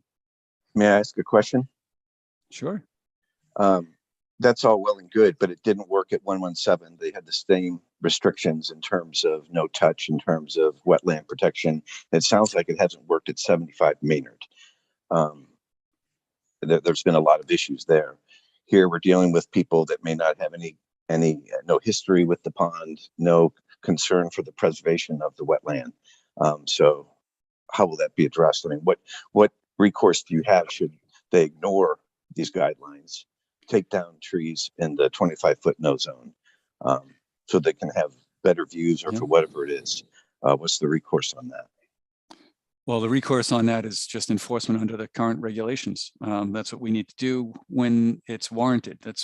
We don't want to be heavy-handed and jump in too quickly. But if someone's taking down, clearing trees just for a view from their deck, that's something that we would probably take action. The commission would probably take action. It's up to them. But there's also allowances within the regulations for vista pruning. So if you want to just trim a couple of branches off to get that vista, that's an allowed activity, but it still needs to be permitted by the commission. So things are in place, and the law is in place for people who are going to violate it, but you can't write all the laws and write all the conditions for every potential situation that could arise. Okay, because there have been houses that have been built on Maple Lane in the last few years where conservation was very restrictive. Trees couldn't be touched, and there needs to be consistent there, because you are protecting the shoreline, and just want to make sure that's been a concern of the folks. So thank you. That's part of what we reviewed, and I hope to be able to do that in the future. You had a strong conservation agent in the past, and I hope to follow through with that. You've got a strong commission who's knowledgeable and able to do the job as well. They're driving by, a lot of eyes out there on the sites. So I think there'll be good monitoring, and all you have to do is call or email the commission, and we'll respond. Yeah, I'd also add, Vinny, I mean, I think it's great, it's in our regulations. It's something that we can take a look at if something comes up, and I'd be, I'd probably avoid saying anything about the 35-foot or the 25-foot in this case about a no touch or anything within the homeowner's deeds or anything like that, because the commission knows that we just upped those a couple of years ago, and it's possible that those get increased over time or something too, to a 50-foot no structure and a 40-foot no disturb or something like that. And I want to be able to have the flexibility to be able to increase those over time too, and not have, kind of old things written in somebody's deed or something like that too. Okay, that's good. We were going to do a general reference to the regulations, and they do change. You're right. We're running into that later in the meeting. We'll have one on the agenda for that. It's great wisdom. Yep. And then the 21E. So through the chair, regarding the 21E, so, there are processes and protocols spelled out through Mass DEP to address, all the potential things that could potentially be out here. We suspect, with residential things we will probably run into is asbestos, lead paint, and we'll probably have there's no way we're going through this not finding like a fuel can or something out there, right? So there are processes that need to be followed. For asbestos, before you do any demolition, the state requires you to do a pre-construction screening. You have to hire a professional. They come out and they test the site and they file a report. And if you have remediation, you have to go through that process. As far as the reporting aspect of this is concerned, there are periods of points in this process where that information becomes publicly available, but there are several things that we can't disclose, and by law, and for good reason.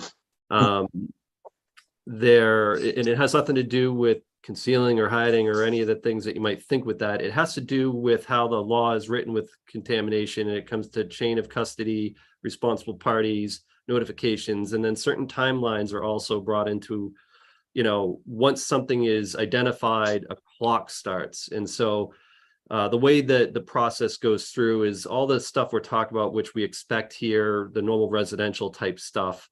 That's relatively benign. You do it on any demolition project. You go into your own home and you want to take off a wing of your house to do an addition. You've got to follow the same protocols, and that's all typically run through the building department, fire department on a local level. So those departments would certainly have access to anything that has to be provided to them as part of that permitting process for demolition.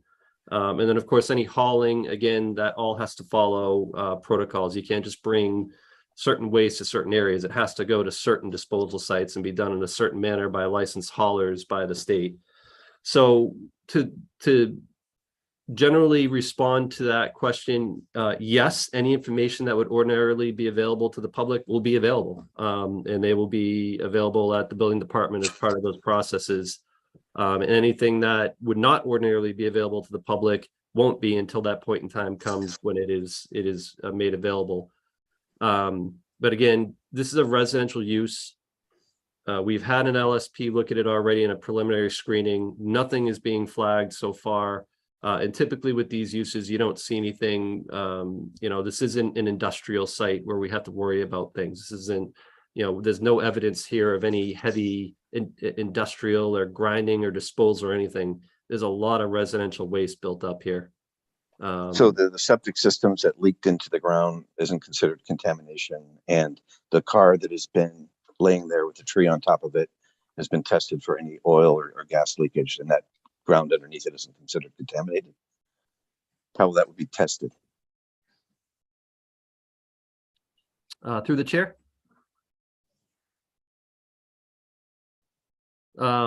So with regards to the cesspools, those are Title V, Mass DEP spells out that those are to be pumped. That typically, if there is any bottom to it, that's broken up, and then they're backfilled with Title V sand. That's how you abandon a cesspool. The hauling of that is through any septic hauler, and that goes to a disposal site, typically a treatment plant.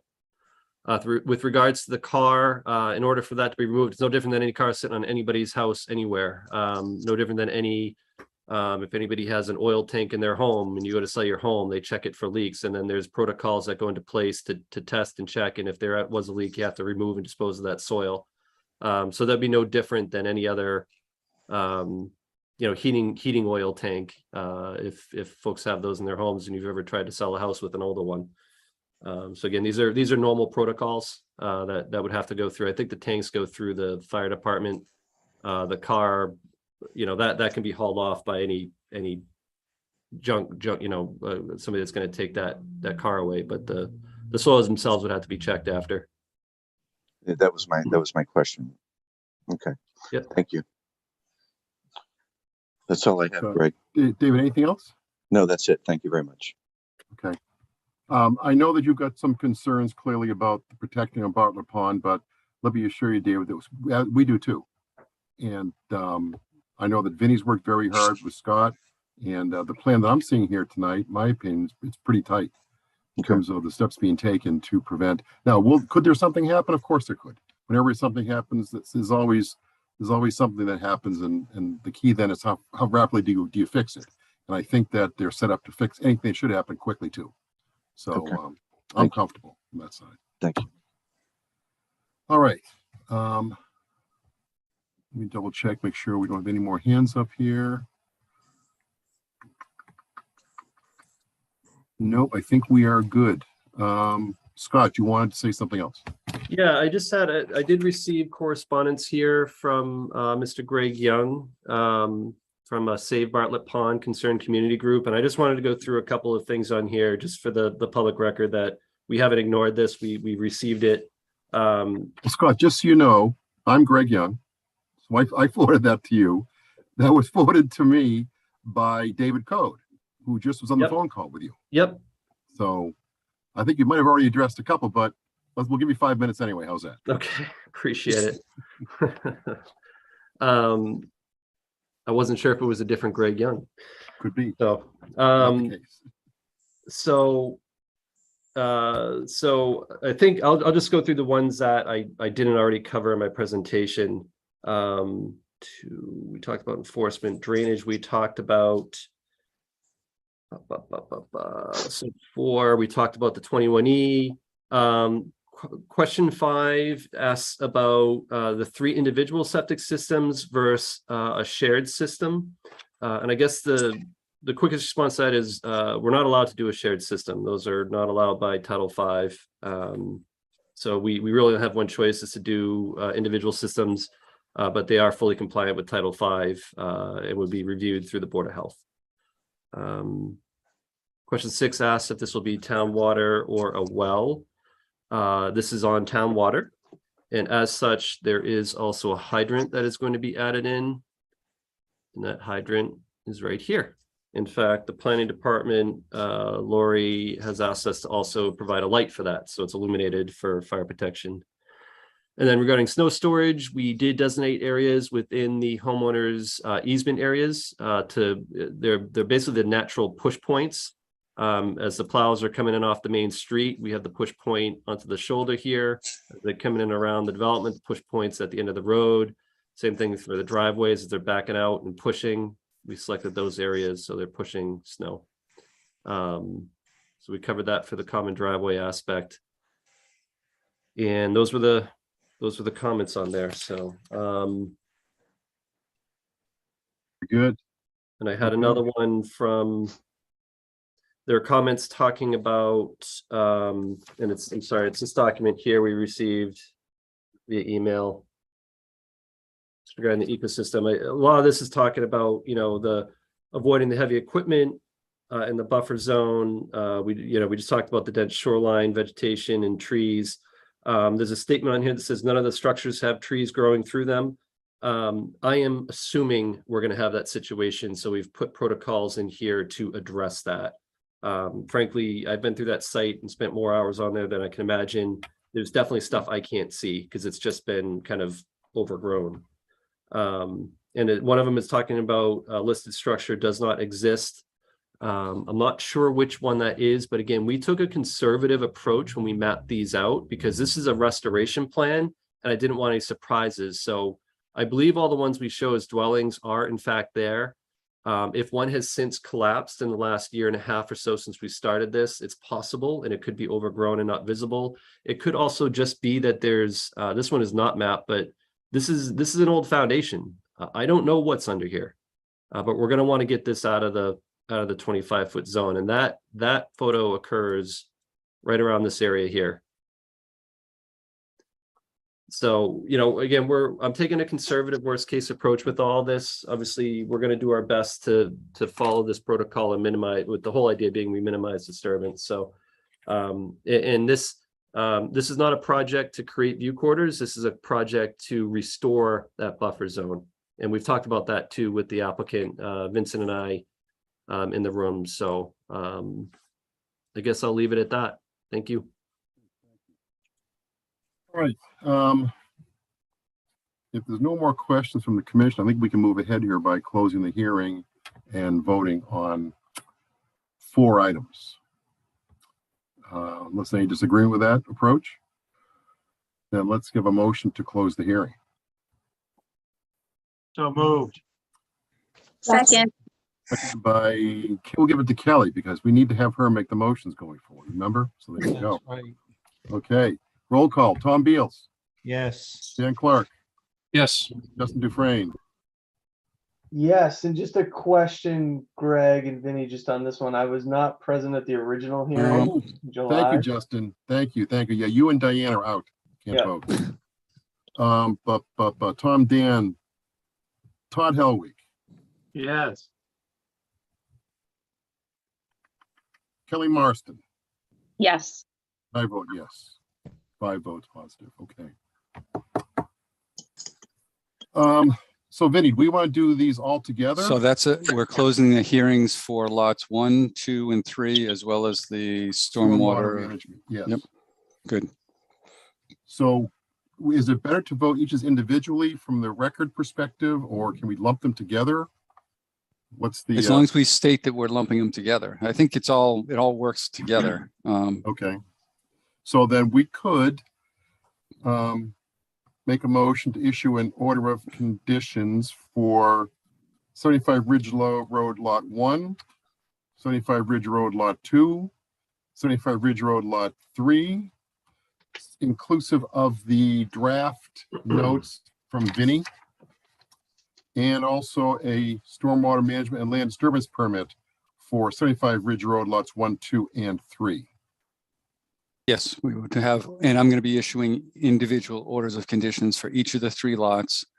Very similar. There may be a little tweak because one has a stormwater basin on it, the other ones don't. But there'll be minor changes or minor differences, but that would be all. I make that motion. That Kelly, Tom? Kelly, that was Was set it- up perfectly for you. That was set up perfectly. Is there a So second? moved. Is there a second? Kelly, second. Second. Okay. Roll call. Tom Beals, Yes. Dan Clark, Yes. Todd Helwig, Yes. Kelly Marston, Yes. and I vote yes. All right. Fantastic. Thank you very much. you, Appreciate all the Scott. diligence, We everyone, will you. probably Thanks for working see with you us. again. for closing it out, finished. But yeah. Good Yeah, deal. we'll be in touch as we proceed through planning board next, and then Board of Health, and then on to trying to get our Sure. heads going out for start of work. And I'm thinking is as you start working, the commission may want to make visits down there too to do that. So they'll work that through Vinny, but Sure we thing. might see more folks down there. So Okay, everyone. Have a great night. okay. All right, thank you, Scott. Okay.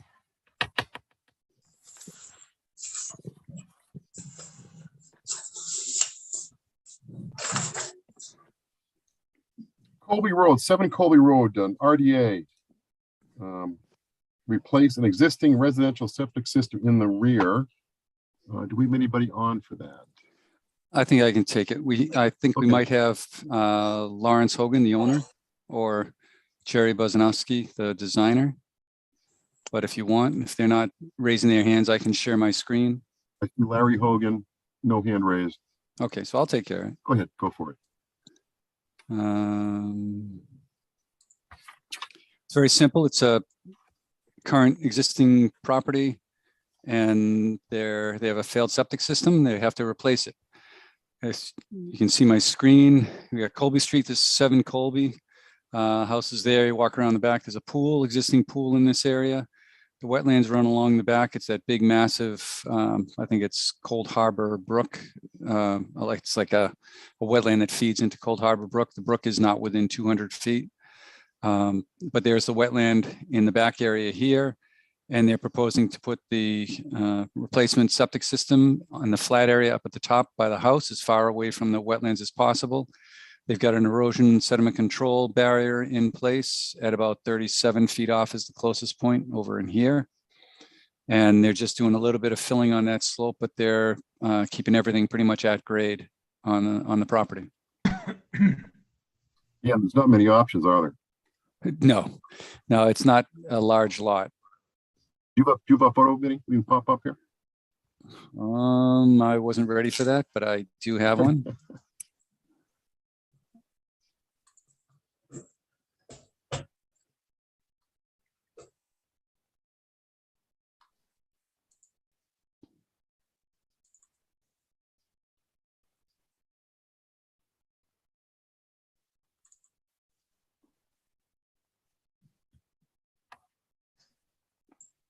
Are you seeing me load my screen here? I'm Or are you seeing the plan? nothing. The plan. Okay, so I gotta go back in.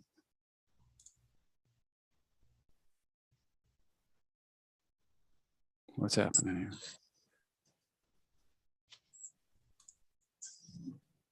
Devin Colby, right? Yep.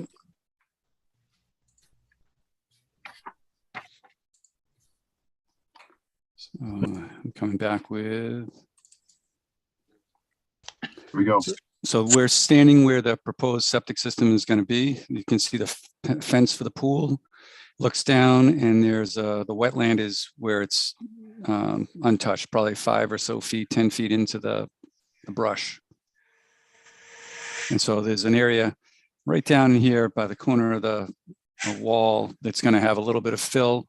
And this area here is where the septic system is going to go.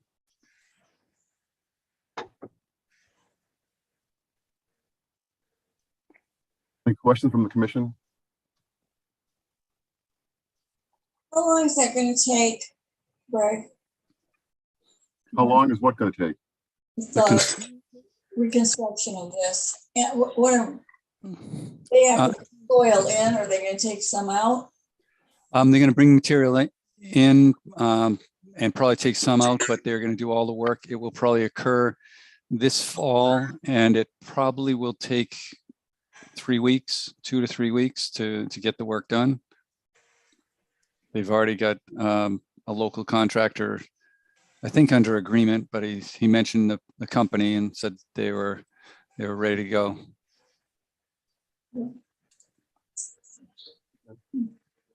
Any more questions? Let me double check here, see if we have any public comments. Don't see any hands up. Okay, so this is an RDA. Any special conditions needed, Vinny? No, I don't think so. It's pretty standard there. They're going to follow the plan, and the plan has everything we were looking for. A negative determination? Yes. All right. You need a motion. Make a motion to issue a negative determination of applicability for 7 Colby Road. Second.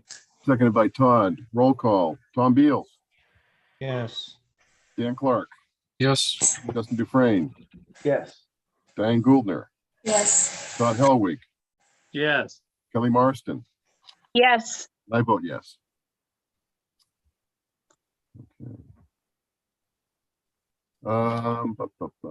We have another RDA. This is for 187 Lyman Street. This is the state buildings on Lyman Street.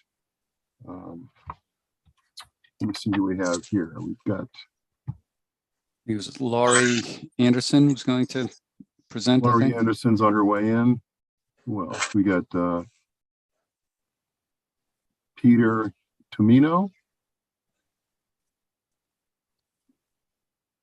and Shauna Correll. I think that's it. Laurie, okay. Oh, but more people, got more hands up here. Got a whole crowd coming in. Susan. Okay. You've all been promoted, folks.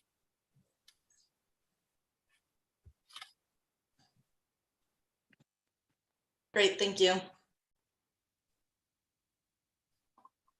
And Tim Widman also? Yes. Okay.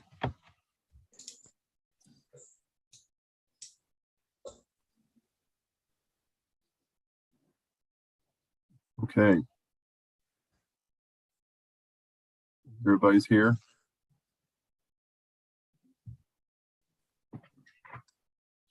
Yes, please.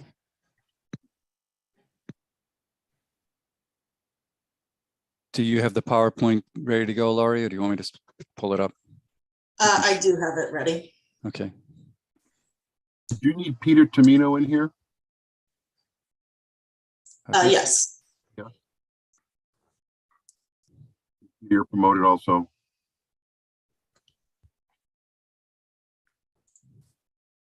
And Larry Hogan? No, he was 7 Colby. Okay. Okay, Peter was promoted, but he's not responding, so. Yep.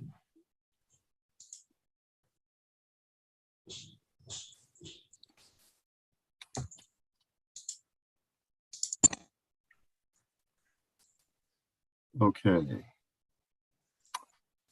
We ready to go here, folks? Yes, so you can see my screen. I can see the Capitol, the State House. Excellent. Oh, I thought that's what they're building. But they're taking that down. Okay. Okay, go ahead. Okay. So my name is Lori Anderson. I work for the Division of Capital Asset Management and Maintenance. We're doing an RDA, and this will be our new central region headquarters in Northborough. So I won't read through all the names from the project team, but DCAM, the Commonwealth of Massachusetts, is the owner. Our design team is EDM, Architecture and Engineering. DTC Engineers is our civil engineer, and the general contractor is GVW Inc. So just to get you a little oriented, this is the map of where we're located in Northborough, so right along the southern border. Our total parcel is 162 acres, but the part that we're working on right now is only is less than 2.5 acres. We've been approved for the address being 185 and 187 Lyman Street is what the new address will be.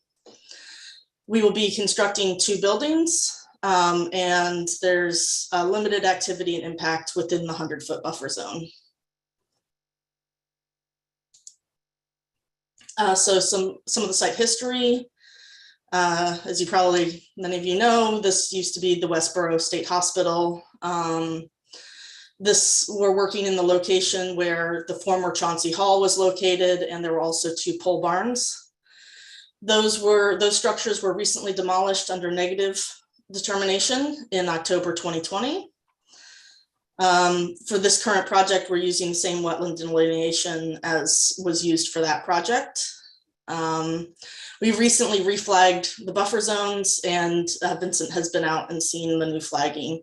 So we reflagged the wetland boundary itself and also the 100-foot buffer. And then we've also recently done a demolition project of the power plant, farm office building, and water towers under an order of conditions by this commission. So here's a drawing of a rendering of what the new building will look like. So there'll be 2 structures.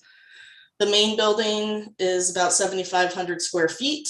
It will be some office space and also garage and workshop space. It will be LEED Gold, Net Zero, and also Passive House certified. So this is a view of the front. So the main building. Behind this building is another parking lot.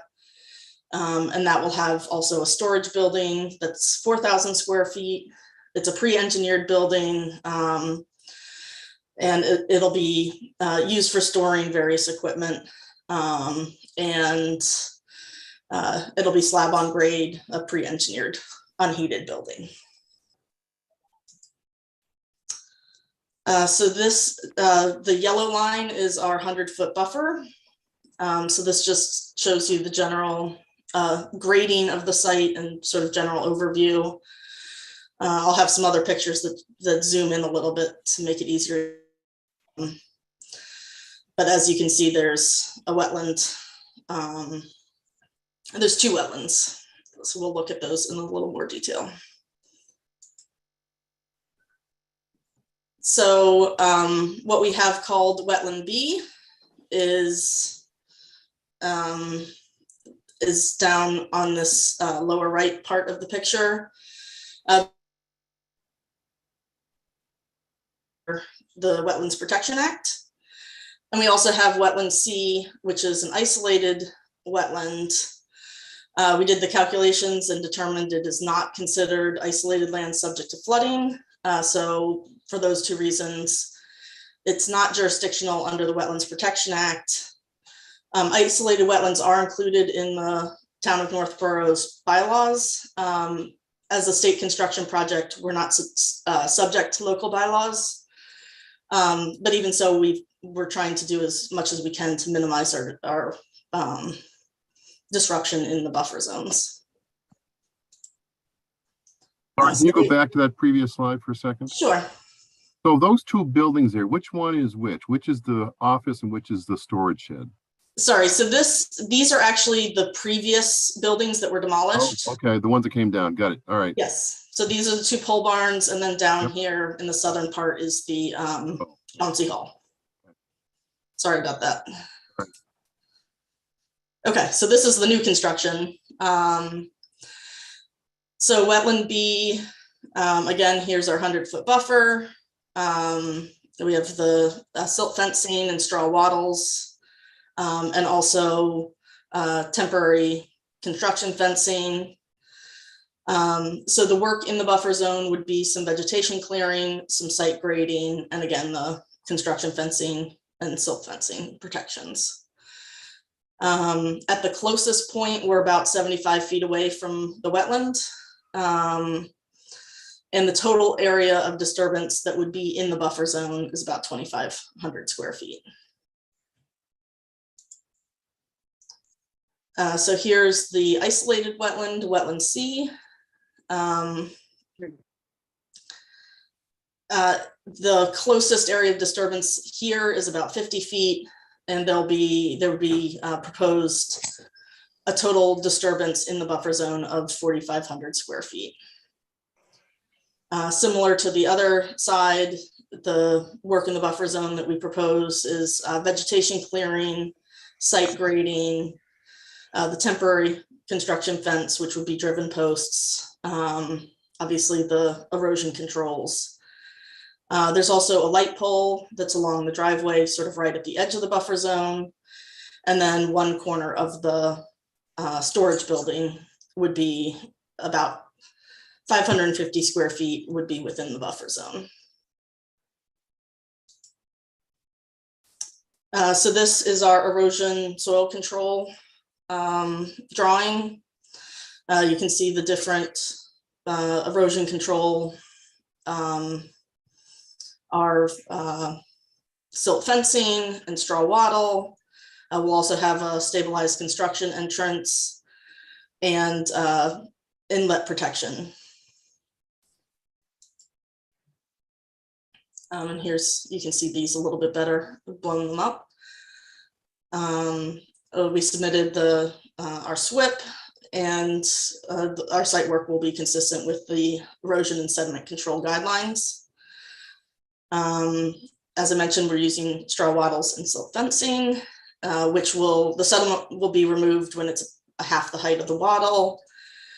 We will be doing erosion control inspections on a weekly basis and also after rainfall events. And those details are spelled out in our SWIP. And then this plan shows a little bit more detail of what the site will look like once it's finished. And that is what we have prepared. Not a lot of intrusion inside to in the 100-foot zone. Vinny, you all set with this? Any questions? Do they owe you some information still?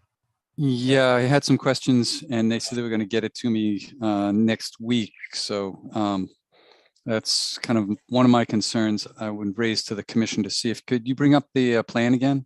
The last image, go back one. This one? Yeah, maybe zoom into the northern part where the stormwater treatment is and over to that. I was looking at this and you have the wetland resource areas mapped as the wetlands to the north and to the south, but there's also a drain pipe that's running from the northern to the southern, I assume. And you're proposing to put a manhole into that drain pipe, into that culvert. And I'm not sure whether that wouldn't be considered, I'm not sure if it would be land underwater, because it's a, if it were a pipe carrying flow from one wetland to another, one jurisdictional wetland to another. But I asked for information on that and I haven't gotten it. So I don't know how you're interpreting that pipe, but you're proposing to like cut into it and have a direct discharge into that culvert. And I wanted a little more information. Is there something you can provide to me now at the hearing? Tim or Brian, I don't know if one of you can address that a little bit. Yeah, I Who can. is this actually? Yeah, who's speaking, please? Brian Skonechny for DTC. Yeah, that existing pipe, unfortunately, is not actually shown on this drawing, but it does go from the northern wetland to the southern wetland. It's about 285 feet long. It's fairly flat. The slope on it's only 0.5%, and we considered it more or less like an equalizer pipe, just to equalize the flow from one wetland to the other. It's listed on the survey as an 18-inch RCP. We did not inspect the pipe, but based on the fact of where it's located out in the middle of nowhere, and the fact that it's RCP, we have no reason to believe that it's inadequate at all. And we are discharging into it, but it's more or less what we're discharging into there is an overflow, basically. Primarily, the drainage is going to go into a what's shown there on the north end of the parking lot is a underground infiltration detention system, which is designed to hold the 10-year 1-inch rainstorm. And so anything greater than that would then overflow and go to that discharge pipe. Okay, and you also have, I just saw something on it, you've got a proprietary separator there before it. Is that true? After the catch basin? Yes, a hydrodynamic separator. Yeah, so it sounds like you're doing the right things. Is there a reason why you're connecting into the culvert and not just discharging to the surface?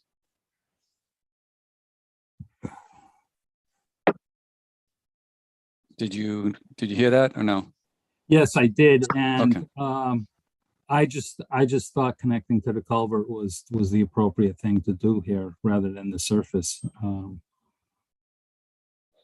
I'm just thinking it's a potential if that's what you prefer, issue.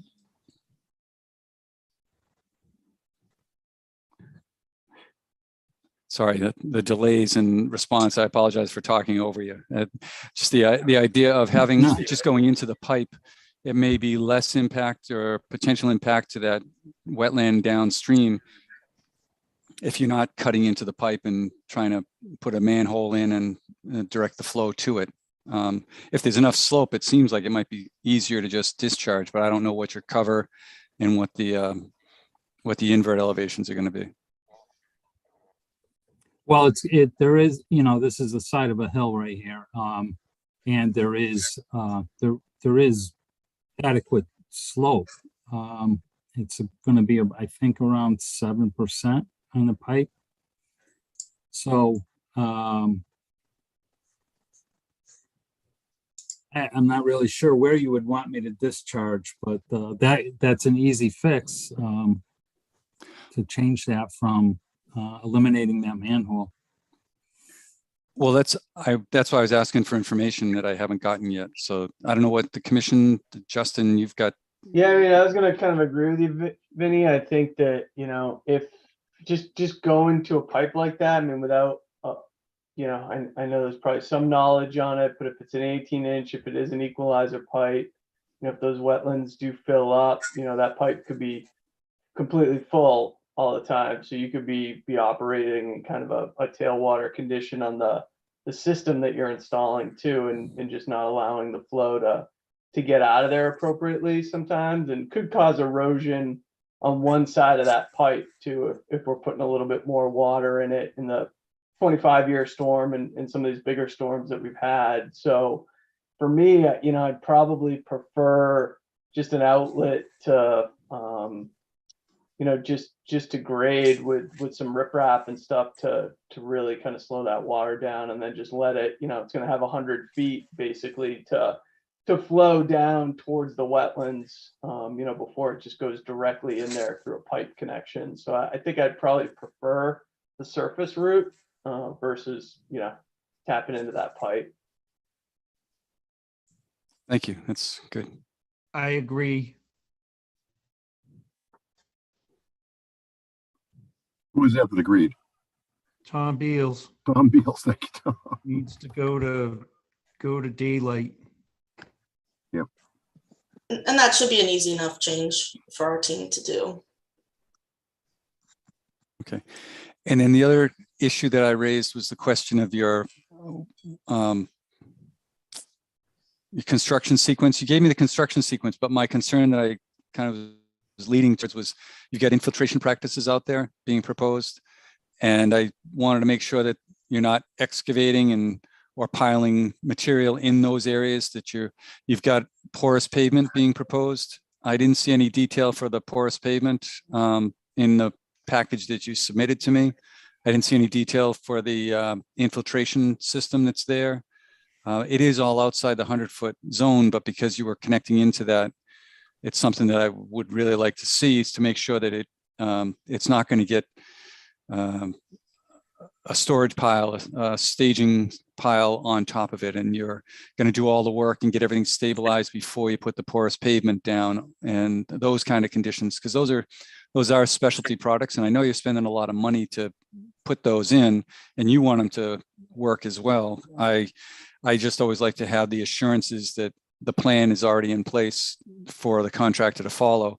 And so far, the contractor has been great. When I met him out there, he's been knowledgeable and knows what's going on the site. But having everything documented so we can just follow it makes it a whole lot easier.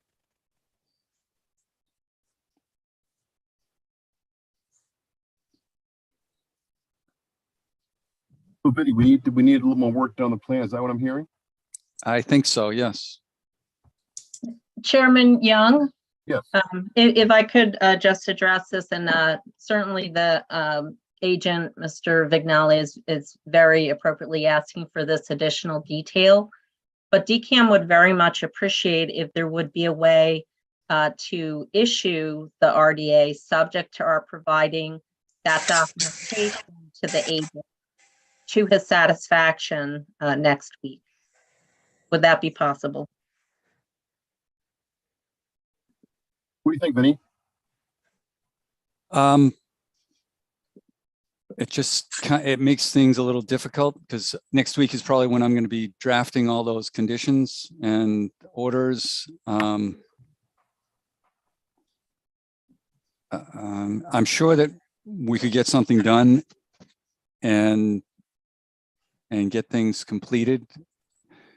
What's the schedule on the project? I haven't gone out to visit, but have you started doing the rough grading and staging work that you had talked about? Tim, can you speak to that? Yes, that's begun in the areas outside of the buffer zone, essentially non-jurisdictional areas. Okay, so they have started. I haven't driven by, so, okay. And so you'll be able to get that to me next week, you think, or today's Monday, so. Yes. Brian and Tim, we can make that commitment, right? We can get something to you next week, sure. Something? Oh yeah, Something, let's talk about two things. One, Vinny, when do you need it here? Because we can just kick this to October. That's easy. Well, we've got 21 days to make the decision. And I mean, I want to work with them and try to get that through. The trouble is if I don't get it until 20 days, I don't know that I don't have the option for the commission has to make the decision to either make it a negative determination or a positive determination. If I don't get proper documentation in the next week, then it probably would be better to put it down the road. But Well, could we I didn't get condition an it just like you said? enthusiastic. I'm sorry. Could we just do it just like you said, that if you don't get the materials in the next week, it automatically gets continued to the following agenda? But we have to vote tonight to close Yeah. the hearing, but you can't close the hearing and then reopen it again at the next meeting. But So the issue was you were concerned that if they gave it to you at the 11th hour, that you're going to be in a box. yes, that is the concern. Sorry, this is Shauna Carell. Could I ask a question quickly, Vincent? Sure.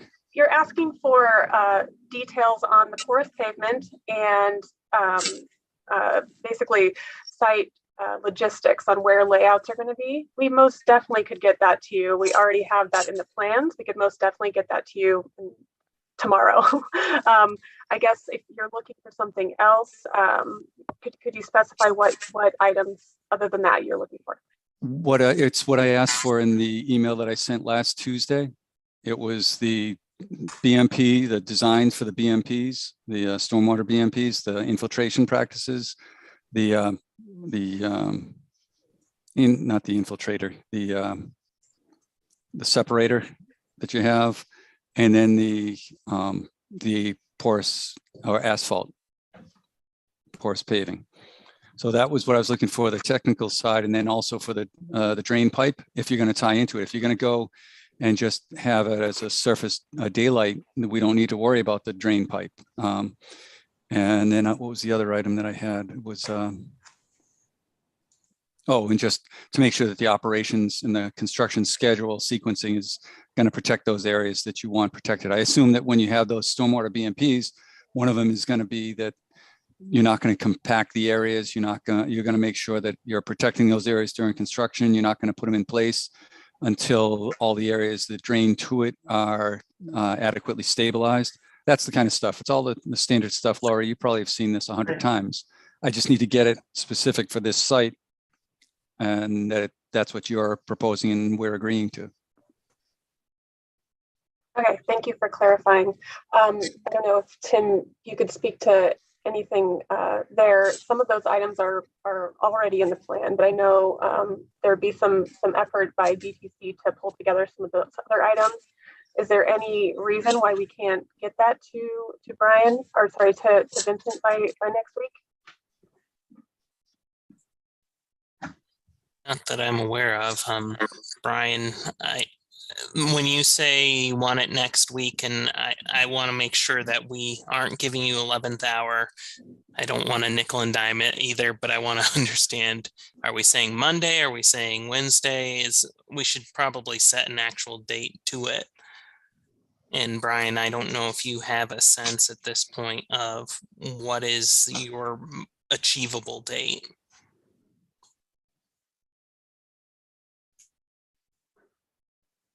Mine's going to sleep. I'm looking at a calendar.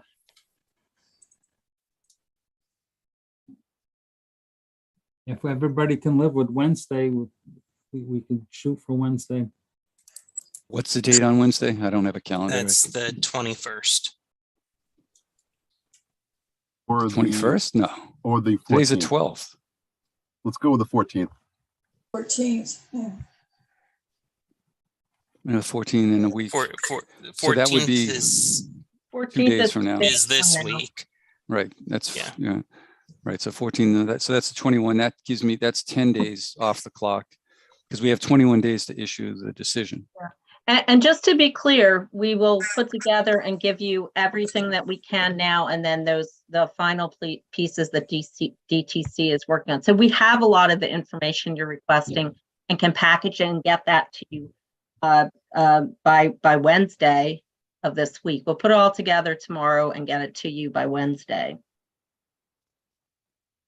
Okay, because I mean, I asked for it last Tuesday, and I heard I was going to get it by Friday, and then Monday, and I got a little something, but it wasn't quite the package. So now I'm going to get it Wednesday with some other trickling in the week following. I mean, Vinny, when do you need it? What is your drop dead date that you need it? let's go with the 21st. Let's just hold it on the 21st, be done with it. And I have time to issue it. I would have time to issue the negative determination then. Okay, and everybody's aware and agrees to what's going to be provided. Can we just go through that, just line items, what it's going to be like? The details for the porous pavement would be one. Yes. Well, the details for all the BMPs, all the stormwater BMPs, the porous pavement, the separator, and the infiltration structure, and the drainage that goes out of it, the piping that goes out of it. And you want the plan change to show the pipe being eliminated, if they're going to eliminate the pipe. Yes. Yeah. Or show me all the background information on the pipe and how it's not an impact to a resource area. But I think it's a lot easier just to go with a daylight. And then the other was the construction operations, to make sure that the operations are going to be done in a way that aren't going to impact or negate the improvements or the benefits that are afforded by the BMPs. So they need a construction sequence, not just we're going to do grading, we're going to do building construction, then we're going to do seeding and all these other things. You've got a rain garden out there, which sounds really good. That's going to, I assume, take the roof runoff, but that's outside our jurisdiction. I don't need to know too much about that. But you got the ideas and you're making steps toward the right product. I just want to make sure that the stuff that's flowing into the wetlands is going to be clean and neat. Everybody clear, Susan, your team, you know, you're everybody, we're all synced up here. We are. Okay. Yes. Okay. So let me review this. If we take Todd's recommendation here too, we're going to issue a negative determination for this, except if Vinny does not receive what he's supposed to receive by the 21st, he will not issue that negative RDA, and an NOI will be required for the October meeting. Is that pretty much what we're looking at? You're the legal mind, Todd. Is that something we can do? I thought when we vote, we vote for one thing and we can't change it. No, I'm not saying we change it. They'd have to come back with an NOI for the October meeting. It's a condition of the negative determination. If the Oh, and then condition is they're not, failed, okay. All right, yes, yep. Okay, I misunderstood it. Thank you, that's good. and the Commonwealth can appeal it if they don't like it. And they can go to the Commonwealth. That's good. However, though, I don't know that an NOI would be required, right? If we don't get the information, it could potentially just be a new RDA, right? Yeah, I'm not Simple, saying that yeah. there has to be. I'm not saying they got it. Yeah, I got you. Okay, don't make me say it again. It might help to give me a little wording when I start doing that one. Whatever you need. Thank you. Wait a second, Todd. Isn't this Kelly's turn to do this one? Just kidding, Kelly. Just kidding. It's okay. Just lost her. Yeah. Okay. Susan, you guys all set on your end here? What we've been talking about? We are, and we're very appreciative of Vincent's guidance on this, and we're apologetic that we didn't have this together in a way that would have been more helpful. But we very much appreciate the vote tonight, and will meet our commitments to you. Great. Todd, we need a motion. What was the date that we decided they had to have everything in by? 9/21. Yep, complete package by 9/21. All right. What's so that, a Wednesday? It's 4 o'clock. A move to issue a negative determination of applicability for 187 Lyman Street on the condition that DCAM provides the conservation agent with a complete package of requested materials by September 21st. That's a good motion, but we need to close the hearing first. Oh, okay. Kelly, I move that we close the hearing. Nice. for a second. Second. Tom Beal, seconds. Okay, roll call. Tom Beals. You're muted, Tom. Yes. Dan Clark, Yes. Justin Dufresne, Yes. Diane Goldner, Yes. Todd Helwig, Yes. Kelly Marston, Yes. and I vote yes. Okay, so to the aforementioned motion, is there a second? Second. Was that Justin? Roll call. Tom Beals, Yes. Dan Clark, Yes. Justin Dufresne, Yes. Diane Goldner, Yes. Todd Helwig, Yes. Kelly Marston, Yes. and I vote yes. Okay. We have a plan. Super. Thank you. Thank you, Thank you. folks. Thank you. Thank you so much. Thank you. All right, let's see. Do we have vetoes here? Oh, good. We waited long enough for him. Yeah. I'm gonna bring them in. This is 100 Barefoot Road, Monocled Tycoon Real Estate Trust. A great name. Yeah.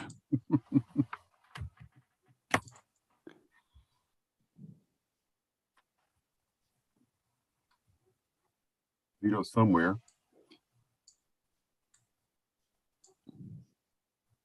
There he is. Hello, Vito. Hello, good evening. Okay, what's going on at 100 Barefoot Road? Okay, I'm just gonna share my screen. We got it. Good. Okay, so 100 Barefoot Road, it's about 4.5 acres. There's an existing warehouse building right in the middle, 290s to the rear. The CSX rail is to this side of the site. There's a wetland and intermittent stream down off this side of the site. So essentially what we were here to do is they're looking to redevelop the site. I can go through the plans in a minute, but the question came up at planning board as to whether we would have to file a NOI with the commission. So we know in the future we have to file a stormwater permit, which we're getting ready, but we wanted to get this step out of the way first.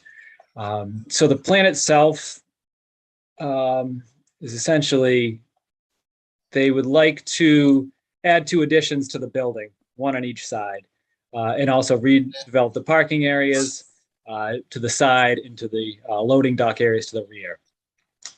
As you can see, the intermittent stream is down off to the side, and the 100-foot buffer zone kind of extends right up into this corner of the site. So we're keeping all of our work outside that buffer zone. I think we're about 150 feet, 180 feet or so from the edge of this delineation over here.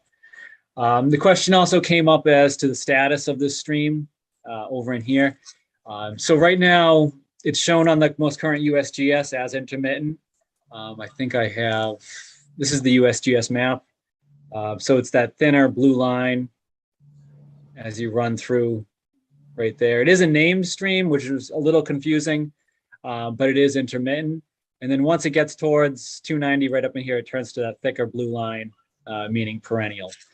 We also double checked if it's a mapped intermittent, then you go to USGS stream stats and run all the parameters through the stream stats program. And that came back also that confirmed it was intermittent. It's either has to be 1 square mile drainage area or a half square mile with a 0.01 predicted flow rate. It came back just under a half square mile and a 0.007 flow rate. So all that just confirmed that it would be an intermittent stream. And also it confirmed that it does change over to perennial just down in this area. That's when the drainage area gets big enough to create that perennial status. So really just to confirm the delineation and confirm that an NOI would be required for the work. And then just knowing that hopefully for the next meeting would be here for a stormwater application. But we're trying to get that together right now. It's just the RDA then, huh? Yep. Okay. So what's the closest you are to the buffer zone? We're 160 feet, right? Yeah, it's right about there. Because the 100-foot buffer is right, kind of just clips the edge of the property, and then our limit of work is up in here. So we're about 160 feet. You know, we didn't really. This is a kind of a steeper slope. We didn't really want to get onto that slope. We tried to stay up on the top, where it's flat.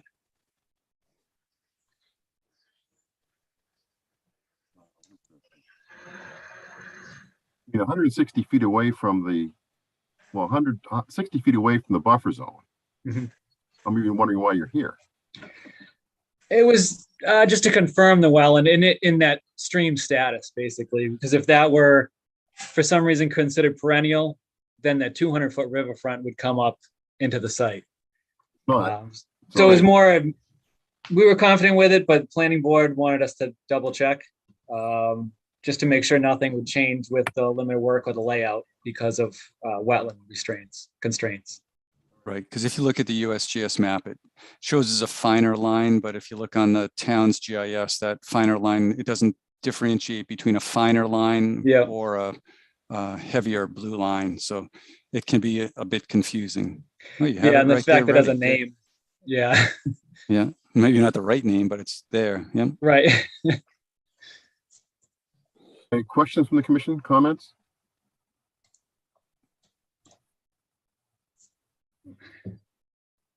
Nothing, okay. So the only thing I have on that is that you're going to be applying for the land disturbance permit. We have a deadline of Friday typically for applications. Okay. That reflects the 5-day posting requirement of the Wetlands Protection Act. But when the local bylaw was written for the stormwater management regulations, it has a 7-day. So if you could get it in 2 days in advance, that would be helpful for us to get the posting in on time. Because we have to post it by Friday or get it over to the paper by Friday. Okay. Is that this Friday coming up? Not this Friday, Okay. a week from Friday. Week from Friday. Okay. So that'd probably be the Wednesday then? Would be Yes, preferable. the 21st, yes. Oh, there we go. I know that date now. Yeah. Heard that date before, yes.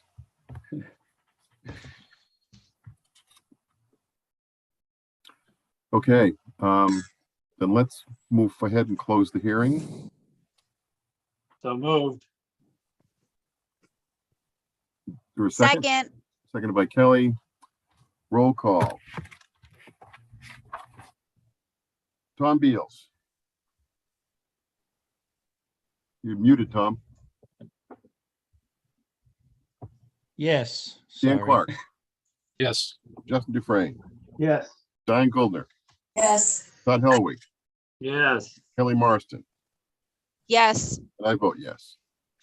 Hearing is closed. We need a motion, a negative determination for 100 Barefoot Road. So moved.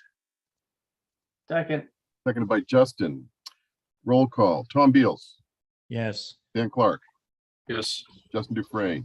Yes. Diane Goldner. Yes. Todd Helwig. Yes. Kelly Marston. Yes. And I vote yes. All right. All right. Well, thank you. Thanks, Vito. Okay.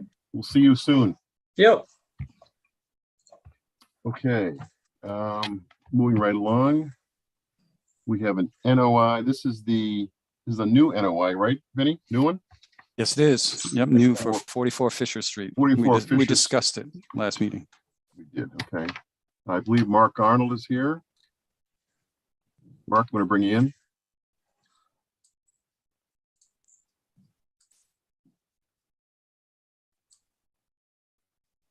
Thank you, Mr. Chairman.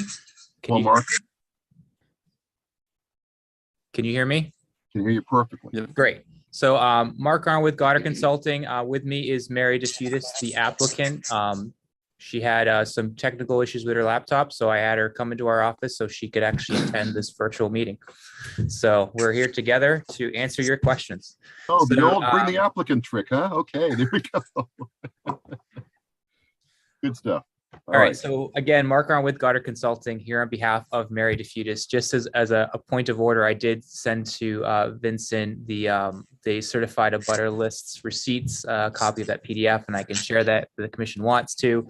We do have a DEP file number of 247-1222. And just as a matter of clarification, Robert Cox, who was listed as a representative for Mary DeFutis, is no longer working for her. So she is representing herself as the applicant, and we're assisting her on this. So just as a matter of clarification for the record there. So the purpose of this filing is to rectify the work that was completed under DEP file number 247-637, which was for the construction of the driveway and the house at 44 Fisher Street. And part of this work occurred in the early 2000s, ended around 2003, 2004, and an occupancy permit was issued. However, two orders of conditions that were on the property, one which was acted upon, the other wasn't, were never closed out and they expired. And because of that, the last sale of the property resulted in the orders being found to be open and it needed to be closed out. And part of that was to determine an as-built plan of the property. So during that as-built review, we determined that there was some shifting of the driveway.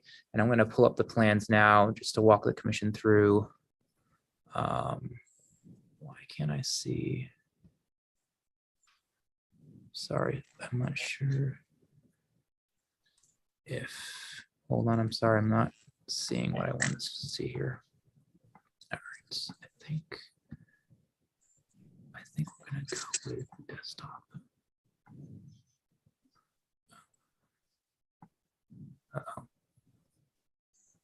My apologies. Give me 1 second here. Well, I can pull it up if you don't need the pointering. Yeah, it looks like. Let's see. I think I just said it. So I think I can now. Here we go. I got it. There we go. So, so this is a colored plan of the plan that was submitted to the commission. This is sheet 1. So this is 44 Fisher Street. You have Fisher Street to the south, and then you have the entrance driveway, the bridge over the brook, the driveway that curls over here, runs up here, and then runs up to the house up here. So this lot originally was previously developed and disturbed. The original driveway was designed to cross just to the west of its current location, cross an existing culvert right here, and then snake its way up. There was a tennis court in this area here with some other structures and things. Those were all demolished when the new driveway was put in. And so when the driveway was put in, it was shifted to the east.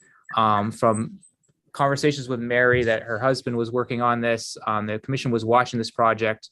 There was a lot of review with the bridge for fire. So the bridge is actually pretty substantial because you can get a fire truck all the way up to this house, no problem, just because of the way the driveway is shaped and the width of it.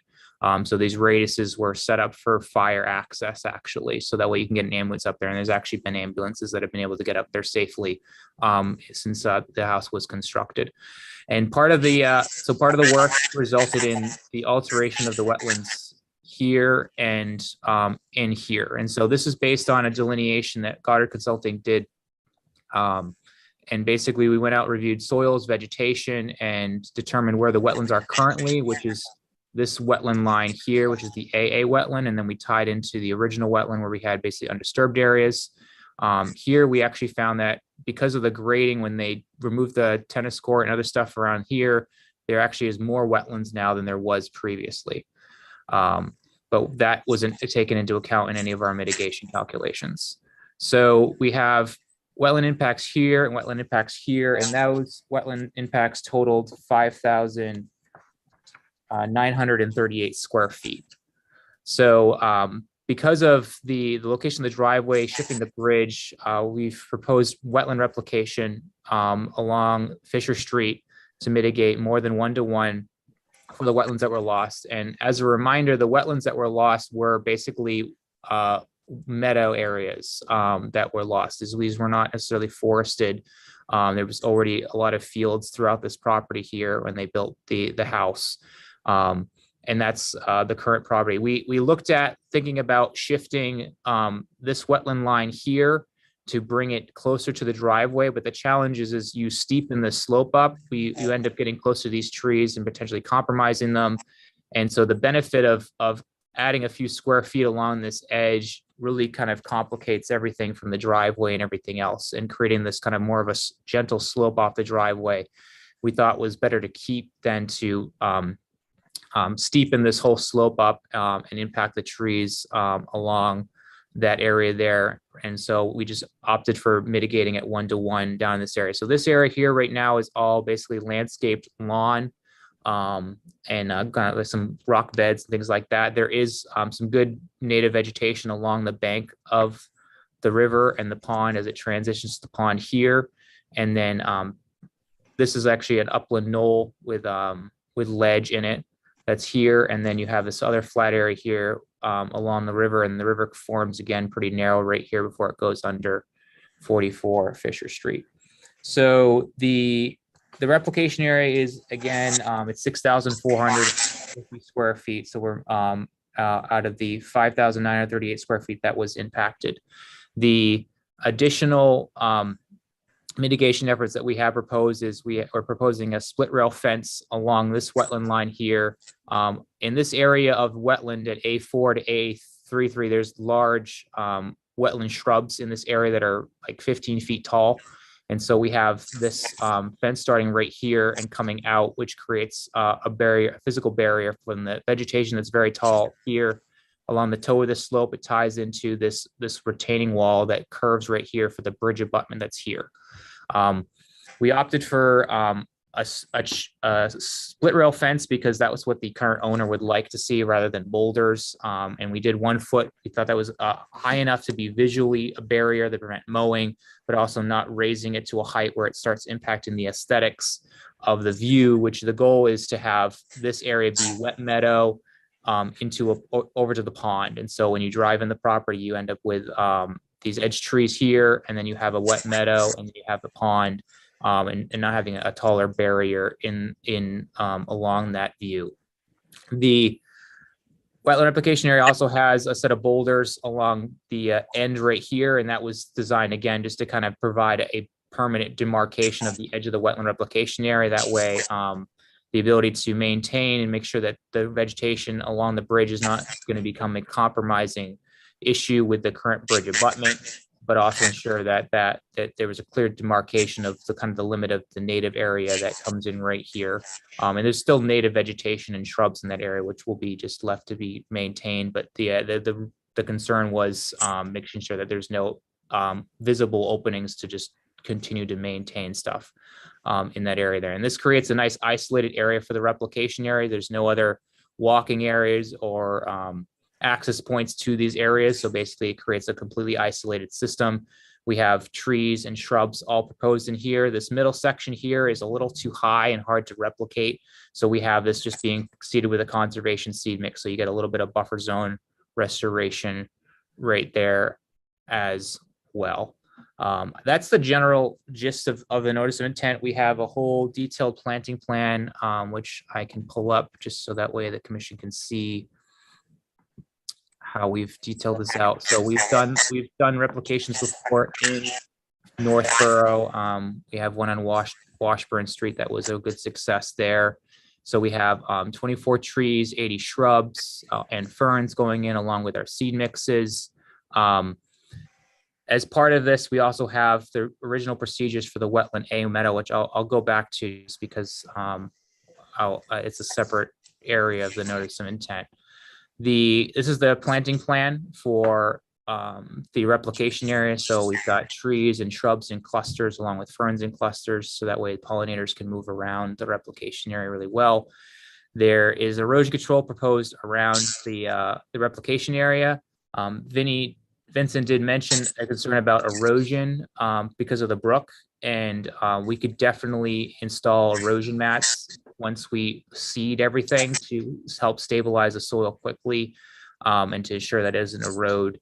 And that definitely something that the commission could condition as part of the project, is having erosion mats installed across all disturbances. The soil that's going to be excavated out of here would be directly excavated out and transported off site. We don't have any plans to stockpile any soils on site. So we'd be coming in here, we'd be excavating the ground very slightly, plus or minus 6 inches, bringing in compost topsoil with high organic matter, and then planting and seeding. So in terms of disturbance, it's very minimalistic, and it's focused just in this area here in regards to scope. The wetland meadow that was the A wetland was supposed to be restored to a natural wetland meadow. And we've looked at that area. There's a very good established population of native sedges already in that meadow. And so from our review of it, it looks like it would continue to recede back into a wetland meadow area. And these were the conditions that were in the original order of conditions, which was basically that the area was supposed to be not mowed as lawn to promote the native growth of native species and to allow it to basically restore back to a natural meadow, go after monitor for invasive species, monitoring reports for over 2 years, making sure there's plenty of coverage. And then if there was any problem with that, potential plantings could be required if there was a trouble with succession there. And then a COC is part of that. So this is all in our wetland replication construction document, all supervised by a wetland scientist during the whole process for that work. The other thing that I know came up in the comments from DEP and Vincent was the bridge. That's a walking bridge that's right down here. And so our plan is it's a small walking bridge, basically just wooden.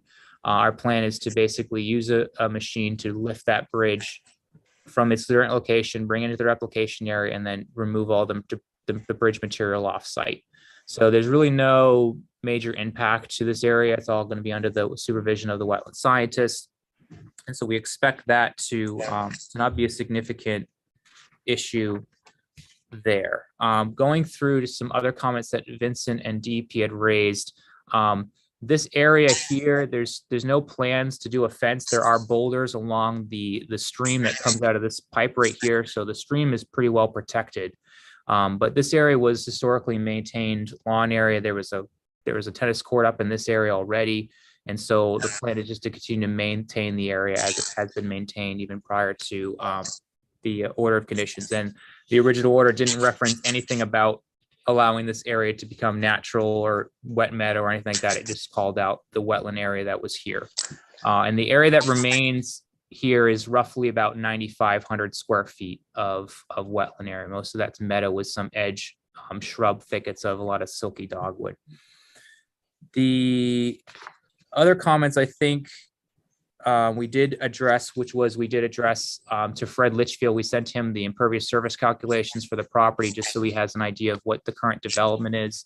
Again, there's no proposed impervious surfaces proposed on the property, and that's our intention here, is to basically mitigate the wetland impacts, so that way the old order can be closed out once the restoration is successfully completed.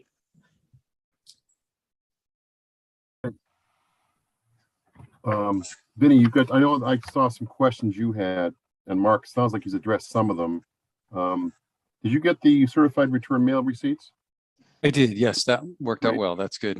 And you got DEP comments apparently, because Mark's addressed a couple of those already. Yes, he has. I had a couple of questions.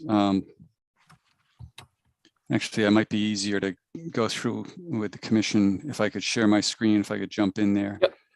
And I've got photographs that I took when I was out there.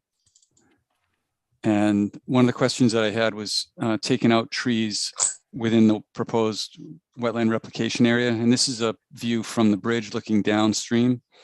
And this is the area here where they're saying they're going to make the replication area, but there's this tree and there's other trees in the background.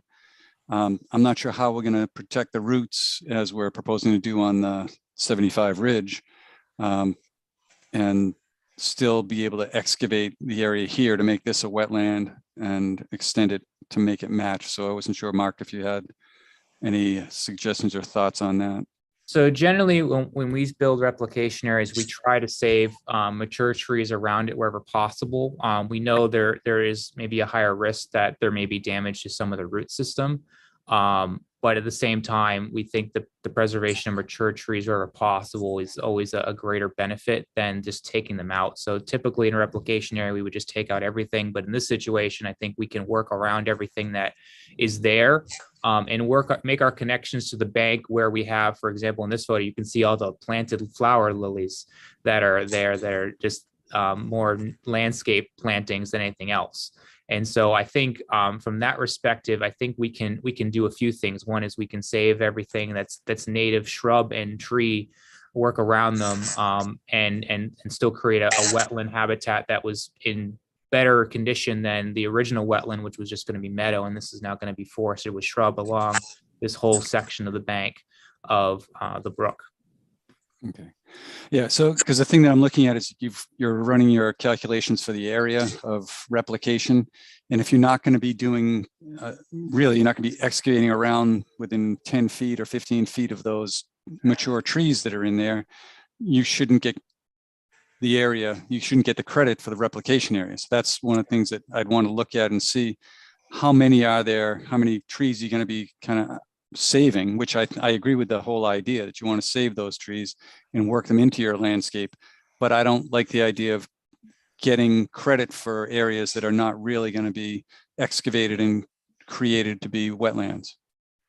So usually we understand that's a concern. And so usually when we do these things, there's usually an understanding that when you have replication areas, you have hummocks and you have depressions. You get some wetter areas, you get some drier areas, and you allow it to kind of balance each other out. The shrubs can be on the hummocks. They may be a little high, but they're still kind of there. And the bank of this pond, the bank of this river is definitely got a lot of really good wetland vegetation shrubs along it that are on the bank. And now they're going to be kind of on the bank and on the edge of the replication area. So if there's a concern about, I mean, us again, preserving mature trees and we're not going to get credit for preserving the tree, we could cut it down. I mean, that's not a problem here. It's just something that we thought would be a fair, reasonable thing. And we do have roughly about 500 extra square feet of replication area built in to that area. And I always try to squeeze out more if we can in the areas that we have as we work with the area to try to, again, add where we can. And if we have to subtract a little bit just because of a tree or a real high spot, we can make it work. And so that was kind of why we definitely did the extra 500 square feet, because we wanted to make sure we had extra room if we need to move around a few things, but also just allow us to kind of have the ability to save the trees versus just clear cut. Because usually that's what we do, is we just clear cut everything because we need to grade significantly. But I think in this case, it's flat enough that we can work around everything by just dropping the grade a little bit here and there, and that'll get the hydrology that'll make it a wetland, versus right now it's just too high and flat across the whole thing in Universal. Well, I agree with the process and your thoughts. It's just the 500, your replication, I don't remember the numbers, but typically isn't there a 2-to-1 replication area, and you're not providing that? You're providing a little over 1-to-1? So we're providing a little more than 1-to-1. I mean, this work did occur over 20 years ago. I mean, I don't remember when Northborough put in the 2-to-1 replication requirements. Mr. Chairman might remember when that became a thing. I don't know if it was ever 1 to 1.5 at one point either. But we felt that this was the best way to mitigate in the location. Anywhere else on site, it's very challenging to grade and make a functional wetland that works with the rest of the resource areas and can meet the standards of being in close proximity to where the impacts were. So I think that's why we have it, and we think that this meets the goal of the bylaw, and we think the success that Goddard's had in replications is definitely shows that even at just over 1-to-1, we can have a replication that meets the necessary replacement. So that kind of leads to the next question that I had was this area. This is the area where you say you're going to put that 1-foot fence in, and you said that there was a reason you were going to have. Oh, where's that? Thought I had it. Maybe it's. I had a picture of the trees. Okay, this one here. this is the area where you're gonna have that fence come right along here. And you Yep. said something about it being steep if you move the fence 10 or 15 feet towards these trees. How? No, I was referring to the grading. And so I guess if the commission wanted the fence moved off the wetland line a little bit, like 5 feet or so, I think that would be amendable to the owner. We just want to be able to make sure we can maintain those trees along the property, along that driveway, and just keep that strip there to see keeps continuity with both sides of the driveway. Yeah, well, that makes sense to me. I'd give you the drip line for the trees. Go to the drip line plus 5 feet, and then that's where you put your fence in. Because I think you were saying this is a wetland here. Correct. So basically, once you get to the toe of the slope, it flattens out, and that's where you see that's where you see the hydrology. That's where you see the sedges cheating in everything. You walk it, and you can see the vegetation on the ground. Actually, even though it's lawn, you can see the sedges are still trying to grow there because it's wet area. So I think in that case, Vincent, I think we're definitely fine with moving that fence up to the edge of that drip to give you that drip line and move it up. That's definitely something that we'd be definitely amendable. And if the commission wants to just have you kind of lay out that where you want it in the field, we can definitely do that as part of the project. Yeah, and that makes sense. It also gives you that, instead of getting the how do I say it, the replication area down to the 500 square feet. By moving this over, it's going to increase your replication area. Yeah, I assume that's how it's going to work. It's going to give you're not going to be impacting that area anymore. So you can slide that area over and increase that or reduce the red zone you have shown on your plan. So Mr. Chairman, so the slope here is all basically we consider it to be buffer zone. And once you get to the toe of the slope, that's where the wetland line starts. That's where we put the fence. We put the fence right at the toe of the slope where the wetland really starts hydrologically. If you want that slope to be a wetland, you have to remove the fill that was brought in to kind of smooth that, to grade that slope out to basically what it is, which is like a 2-to-1 slope. And so we looked into potentially regrading the toe of that slope, but then we were like, if you want to gain a few feet of wetland edge, you have to start bringing the slope up, which means you start have to steepening that slope. So you end up with a drop off steep slope just below these trees to pick up 5 or 6 linear feet off the wetland line. I mean, yeah, you may end up with 500 square feet maybe of wetland replication, but you end up with this weird drop into the wetland versus the 2-to-1 slope, and then it flattens out to the wet meadow itself. So that's why we didn't propose to pull that slope in, because we just looked at the logistics of it and we were like, it really doesn't seem to be worth that process to make that happen. Particularly when if the trees weren't there, we'd probably think more about it. But with the trees being well established there, we figured grading that out it really didn't seem to be the best way to mitigate for the wetland loss. But if the fence wants to come up a little bit, just because you don't want it on the wetland line, we could definitely move it up along the slope. So you end up with a little bit of basically buffer zone grass and then your wetland. All right, that sounds like an improvement, right? We don't need to excavate, but it's again up to the commission. But the other question that I had was, this is the area off to the putting green, farther up on the site. And you're saying that the wetlands are kind of behind that tree and it's piped across and going in there. But this area here, the wetland line was somewhere in this area here, and now it's extended and gone farther up. I asked the question of possibly putting in another fence similar to what you were proposing down here, put something in here to protect that area, and then mow this again once a year instead of the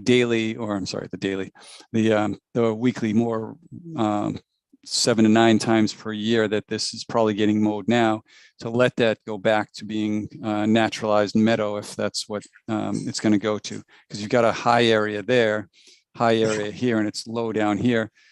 But we got to stop mowing that for that wetland to return to what was the original design, was to go back to the meadows. So this wetland, I don't think was originally designed to be the wet meadow, because it wasn't called out in the original order. The original order called out the A series wetlands, which was a distinct wetland from the B and the C series wetlands.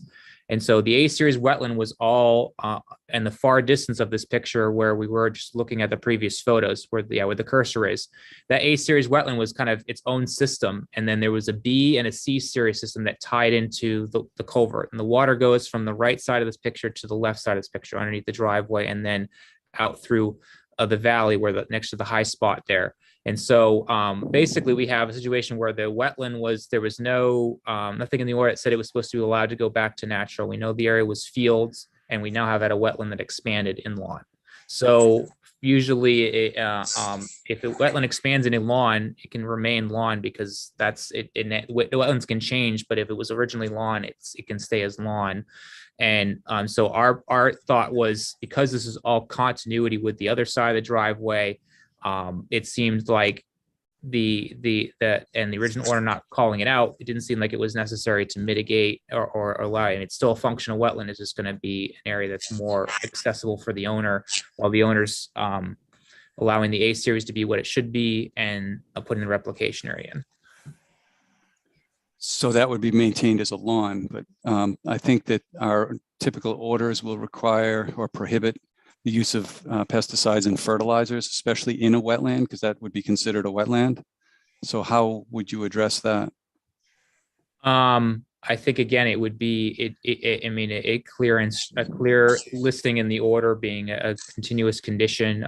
The owner is aware of the commission. He's got his own items that he's dealing with around the pond. And I think he definitely understands that the area is best improved by not using those kind of things around the water as it is, because it is part of the beauty of this property is the clean water that he has and the cleaner without the use of those things. So I think, again, because the original order didn't have anything called out, but I understand the commission putting a usual condition for that, for the wetlands and the buffer, and usually it's in the buffer zone as well. And this whole site is in the buffer zone and riverfront. I think the owner understands that that is an implication. Okay, so he's ready for that.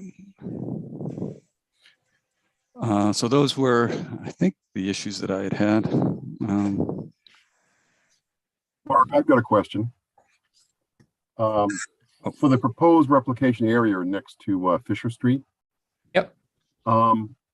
Is there a concern about snow being plowed and knocked into that area with salt and so forth in it that could affect the plantings? There is a stone wall, a field stone wall along the street. So I mean, I think most of it's pretty well protected because we're staying well inside it. I think, I mean, the replication, I mean, it gets maybe probably like 6, maybe 10 feet from the curb. Maybe there might be a spot where it gets a little closer, but there's definitely sections that are further than that. And then we have the shoulder, the stone wall. We have a little bit of buffer, and then we have the replication area. So I think it's sheltered enough. Any question on the commission? Any other comments, concerns? My only question, Mark, just when I saw the plan on the screen, it looks like where you're putting the split rail fence. I know we kind of talked about that, maybe moving it 5 feet off the wetland. Does that say it's a 1 foot tall fence? It is. It is because we want it to be short because the owner would like this meadow to be a beautiful area to look at versus like having this like fence across the toe of the slope that's into the meadow itself. So the idea was a shorter fence creates the barrier where the mowers know they can't get through. The mower can't get through the fence. At the same time, it does create that meadow habitat beyond it. So you still get the visual barrier. You still have, I mean, you use stones. The stones may only be a foot high, but they're big and they can't be moved around. So this situation, we're just doing a shorter fence, just because that was better aesthetically for the current property owner because he's giving up this area to be meadow. And he wanted to kind of keep it a little shorter if he could. I mean, if we needed to bring it up a little bit, I think we could probably bring it up to like 18 inches at least. I mean, if the commission really felt that was the biggest issue on this, I think he'd be willing to work with the commission to raise it a little more, or we might just ask that if he wants to do stones that we meet the requirements for the commission when they do the big stones along the edge. Yeah, I just was almost wondering if something that almost looks more naturalized, like, maybe it is, place stones of different sizes or something like that. And then, as things grow up behind it, it looks a little bit more natural than, I just feel like a 1 foot tall fence is just going to look, I don't know, a little odd kind of through there. Aesthetically, I do agree with you. I originally thought we would do the stones because I thought that would be the best way to make it look like the edge of the beautiful meadow. But if the fence height's a concern to the commission, and we can, I don't know if the commission wants us to put little signs on the posts as well. We could definitely do that if that's needed. Tiny little signs. In proportion, right? No, I mean, I understand the intent of it. I wasn't sure if the 1 foot was a typo or something, but I don't know. I get it, any way that we can kind of keep stuff out of there. I don't know. I wonder if just something different could be done that just prevents that, but. Yeah, this isn't going to be like a major play area, lawn area, like a backyard. If Yeah. it was a backyard, No, I could more understand visual. a bigger fence would be definitely more visual. But this is kind of a weird situation where it's just the driveway shoulder. It's just the edge of there, so there's not going to be a massive amount of kids playing around here. Yeah, you get that. But the other idea is that there's a lot of beautiful wet meadows and meadows where the horses pasture in the summertime. And so they have a full height fence and it always looks beautiful. It's not so much the fence that makes it or breaks it. And so we're looking for something for a barrier to kind of keep everybody honest here so that we know where the line is and what's being mowed and what's being done. And the owner knows where they're allowed to go and not allowed to go. So I think that kind of makes sense, making it, if you want to present or submit some kind of a spec or a detail on the split rail fence, I don't think this is like a 2 rail going across when it's 1 foot high. I was assuming it was one of the old colonial style with either a double post or no post and having it drop down. There's all the different styles for split rail. So if you could submit what you want with a spec on it, that would be good. I think our original concept was, I mean, these would be posts, vertical posts embedded in the ground with vertical, with horizontal a rail, at least 1 rail, if not 2, across it. That was our intention. And to the chair, if that's a concern to raise it, we could raise it to a 2 foot tall fence and have it be a double rail, but at least it's, I mean, usually they're 3 to 4 foot tall. And so that height just gets really high when it comes to looking down the meadow. So the idea was to create a low rail. That way, when you look out, it'll almost blend in with the back meadow area to where it'll look just like, you just look into the distance. And that was kind of what we were going for. But if that's a concern of the commission, I think we could definitely, that could be conditioned to do a 2 foot split rail fence with vertical posts and horizontal rails. I think 2 feet, although I am intrigued by the 1 foot with the very small signs. It is intriguing to see that, but I think the 2 foot fence was probably more appropriate here. Okay. And So I don't know- yeah, our hope is, I mean, we're in September. We're hoping that we can build this next month because we'll be in the sweet spot for building replication areas. We're getting cooler days, drier days, and we can get everything well established before we get into the late fall. So if the commission wants a 2 foot split rail fence with vertical posts embedded in the ground with horizontal, 2 horizontal cross pieces, that we could definitely have that as a condition and implement that. And again, and also shift it up where Vincent thinks it should be installed, where it doesn't impact the outside the drip line of the trees, basically. That's my opinion, but Justin, you have a, you're thinking about something like rocks or stones or something. Yeah, I mean, I'm fine with the fence. I mean, it's really aesthetic at that point. So whatever these guys want to do, it's not really up to me. So couple 2 foot high fence seems like it would be just a little bit more, I don't know, kind of easy to construct. I just think of a foot as being not not very high, so the grass grows a little bit and the thing gets buried in the grass. So just something that's a little bit more visual. But then I was just wondering too, just Mark, did you guys get a DEP file number? Yep, Oh, we you did. did? So, Okay, and cool. we did, and we did walk through the DEP comments, which again, the DEP comments were about soil stockpiling, which we're not doing.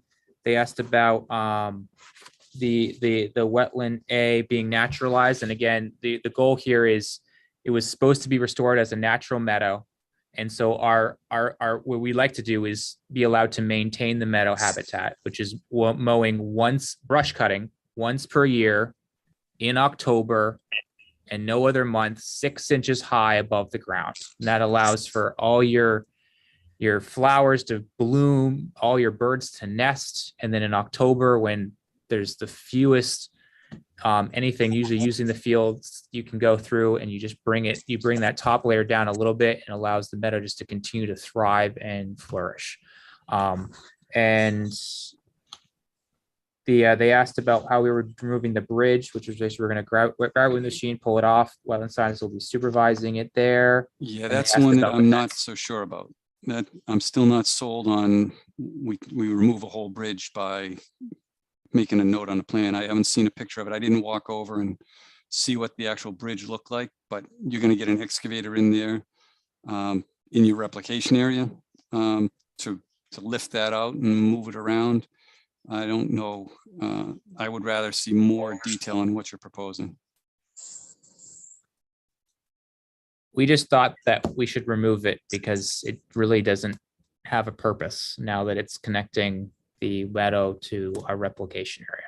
So that was kind of something that I saw and I was like, that shouldn't really be there. And so we should just take it out. So it's a footbridge again. It's not like an old cart path crossing or anything like that with a pipe. It's just wooden over there with some other structure. So what's the span? I mean, I haven't even looked at it. So I have Span's no idea. probably 12 feet, I think. My memory serves me correctly. If I can try to find a photo because I should have photos of that. So let me just see if I can find. Because all I saw was one note saying we're going to remove it, and it's got bank, it's got land underwater, it's got all sorts of resources right there, as opposed to working outside the wetlands for your replication area. Yeah, my apologies that I didn't get more detail, more explanation and then in writing than what we presented today. I'm having a hard time finding my photos of this area. I might have them saved in a different folder. To the chair, I know several members have spoken. I'm not sure if there's any others that have questions. Any more questions from the commission? I don't see any public commentary. No hands up.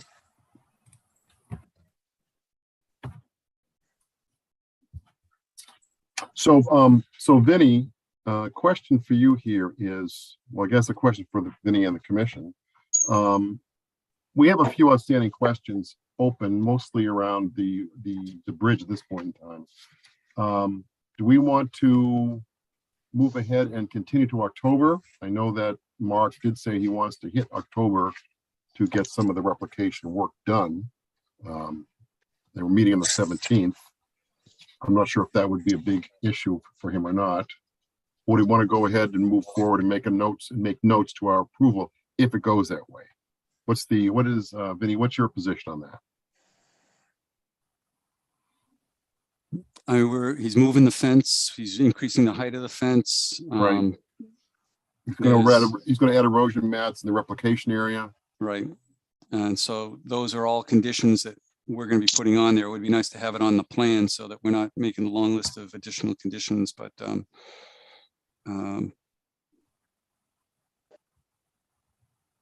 well, I mean, if you're satisfied with the bridge removal process, then we could, if the commission decides to approve, they could approve contingent on you receiving the updated plans with appropriate changes. mean, we have that as an option.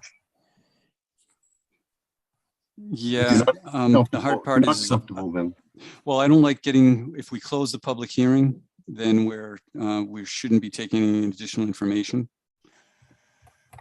I Okay. mean, we can, and we do somewhat, but oof. But I'd rather have it That's neat the and brick clean right be there. done, right? So I don't. That was it looked like it was holding water back on Yeah. one side. I don't know. It's very low. It's very low. So Can we that's see that again, Mark? You put that back up? sure. So the footbridge there, what's the machine that's going to take that out? Well, we're gonna have an excavator in there to loosen the topsoil, to lower some of the areas, again, like plus or minus 6 inches. So we can be in there and grab that and move it out. I mean, I've done plenty of culvert installations. I know we can definitely get it out and very carefully without doing any damage to the resource areas. So it's not always it's not like a nice easy footbridge like with some boards that a kid made, unfortunately, but it definitely I definitely think it needs to come out for the benefit of the resource areas. Yeah, your description of going in there with an excavator and just lifting off the bridge in one piece, like it's falling apart as it is. I can't see it coming out in one piece. And how are you going to do that without getting silt and crud in the stream? That's a technical phrase, crud. Yeah, I don't know how much silt is there versus just loam on the grass there. But I mean, if the commission wants specific procedures prior to that, I think that's definitely something that could be provided. And again, if the commission wants the condition that we have to amend the order to do this, we can do that as well. If Vincent isn't satisfied with it. And again, we could come back at the next meeting and at least have the bridge work together. I mean, the key is we just want to make sure that we have a general idea if we can get a contractor lined up to kind of start scheduling a date in October. So I know you got 3 weeks to issue the permit. So as long as we feel like we can get the contractor set up to at least get the replication built, if the bridge is the only issue, we could continue if you need to, and then rapidly issue hopefully at the next meeting. At this point, it seems like we can definitely get the replication area built in October because there's no other major comments there. The only issue seemed to be just amending the plans. But again, whatever the commission's comfortable with, we're just eager to get this in October so we can get it established this fall before we get late in the winter. What's the commission's tone here? What do you think?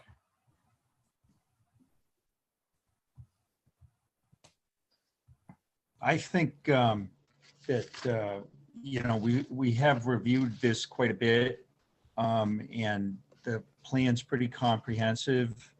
And regardless of what procedure or however you want to outline how to take the bridge out, until you clear off the soil that's on top of it and know what's there, nobody's going to know the best way to do it until you've got into it a little bit. So I think that we could take a description of the bridge as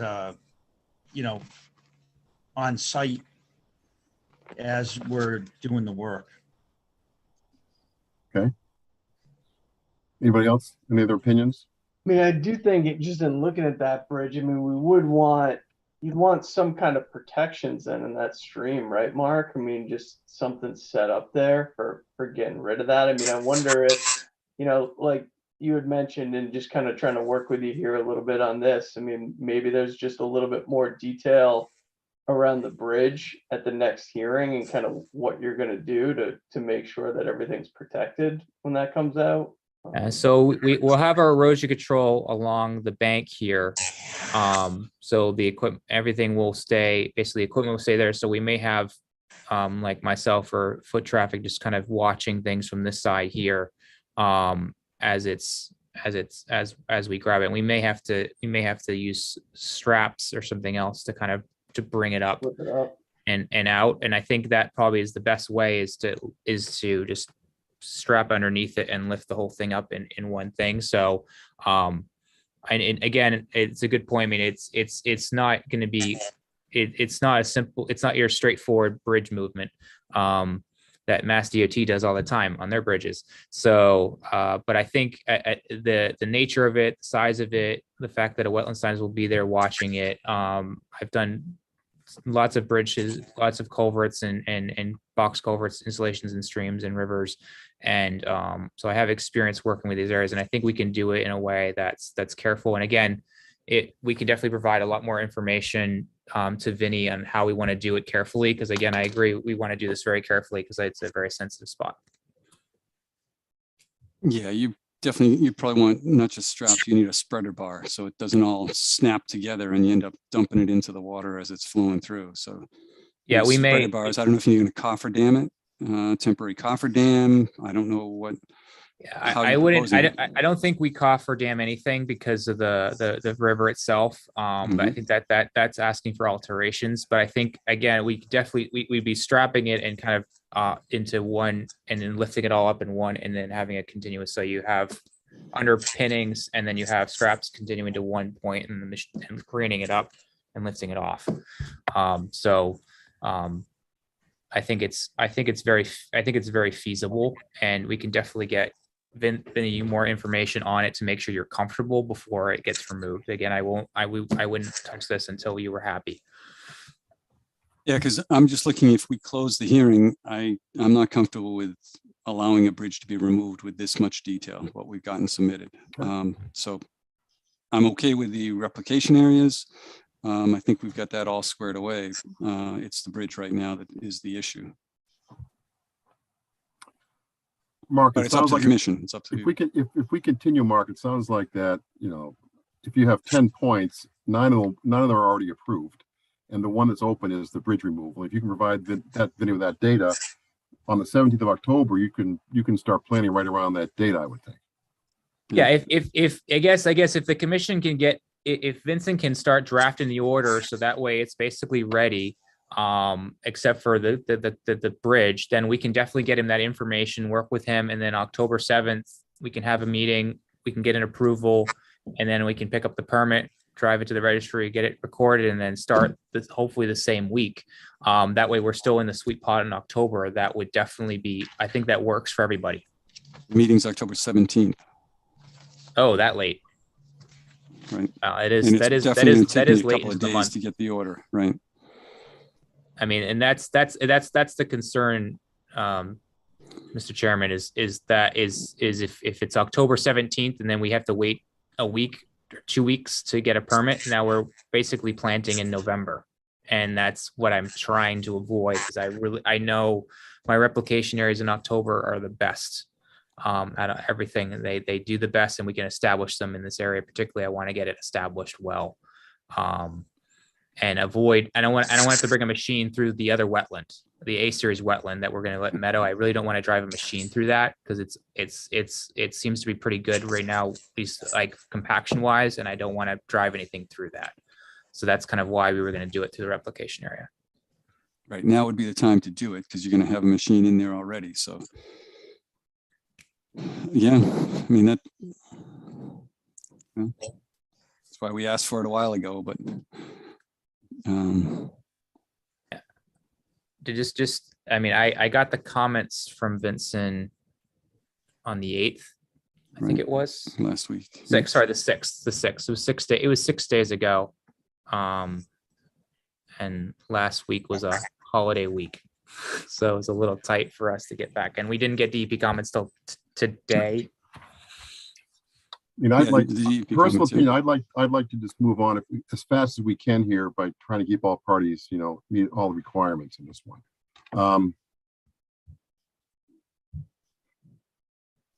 Vinny, what do you think about, what about if we close, the commission votes, if it's approved, we kind of take a similar approach to what we do with the RDA with the state. And condition the the work on the bridge. We can approve everything else and condition the bridge removal with them submitting acceptable plans. Right. Right. Okay. Yeah. Will that work for you?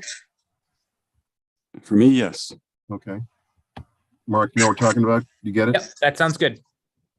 How about the rest of the commission? What do we think? Fine by me. I get fingers up.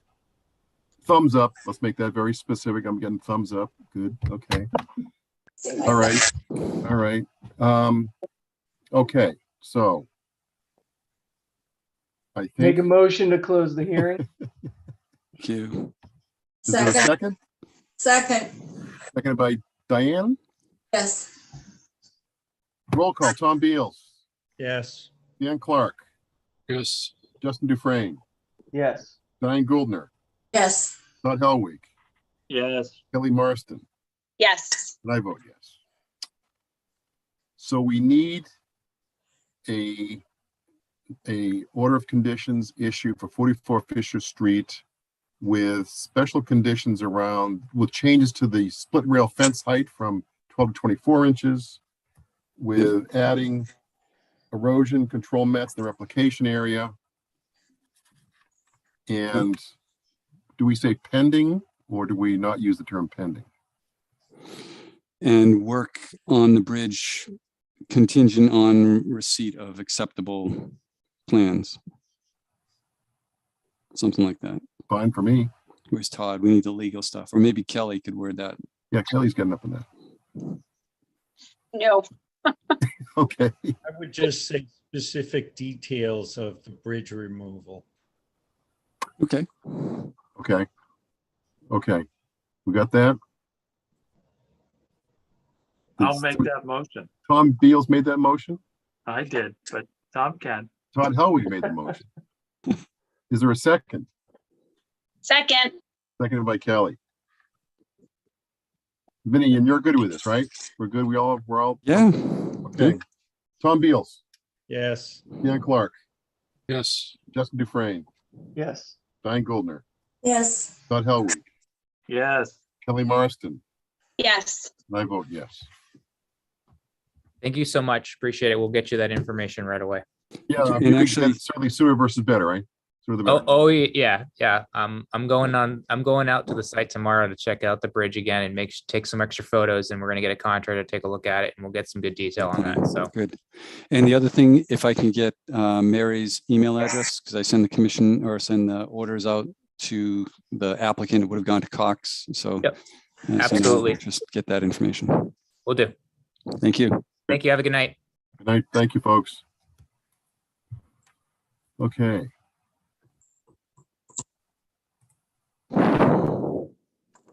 Okay, that's 3 pages of a 7-page we have on the agenda. No, we only have a couple more things left. That's good. We have the 425 Whitney Street and then a couple of COCs, which are not an issue, right? They're all good. And then the violation to talk about. I think that's it. 425 Whitney Street. Is anybody here for that? Scott Morrison's here for that. Oh, could be Rich Whitehouse. I got a hand up. Scott Morrison's hands up. Rich Whitehouse is okay. here, but Rich is, he's got his hand up. Justin, are you recusing from this? Yeah, I would say you got Mike, Rich, and Scott probably for this one. But yes, I need to recuse All the myself. hands that are up. Okay. They've all been promoted. Greg, as a reminder, I'm also out on this one because my firm is handling the litigation. Thank you. Your firm's involved in litigation, eh? Lots of it all the time. All right. Okay, I see 1, 2. Everybody here? Gang's all here? Yeah, no, it's one of them. Okay, 425 Whitney Street, Steris Corporation. You need an extension to your orders of condition, correct? Correct, Mr. Chair. All right. Vinny, any issues here? I know that Nope, the order of conditions expires in October 23rd, I think it is, and they're requesting an extension. This was issued under the old regulations, but they have had legal issues and difficulties to start construction, so they're considering, or they're requesting for the extension of time for 3 years. It also falls in line with, was it last month we had King Street in here? Yes, last King month we Street did. They had the exact same issue where they, Yeah. circumstance outside their control caused a slippage and they wanted to refile or Yep, everything extend under looks the old ones. right, and the plan looks good still, with no big issues with it. Nothing's really changed. The wetlands haven't gotten worse. And nothing's changed out there. Nothing's gotten better or worse. Okay. Any questions or concerns from the commission? No. No? No? No? Diane, you're good?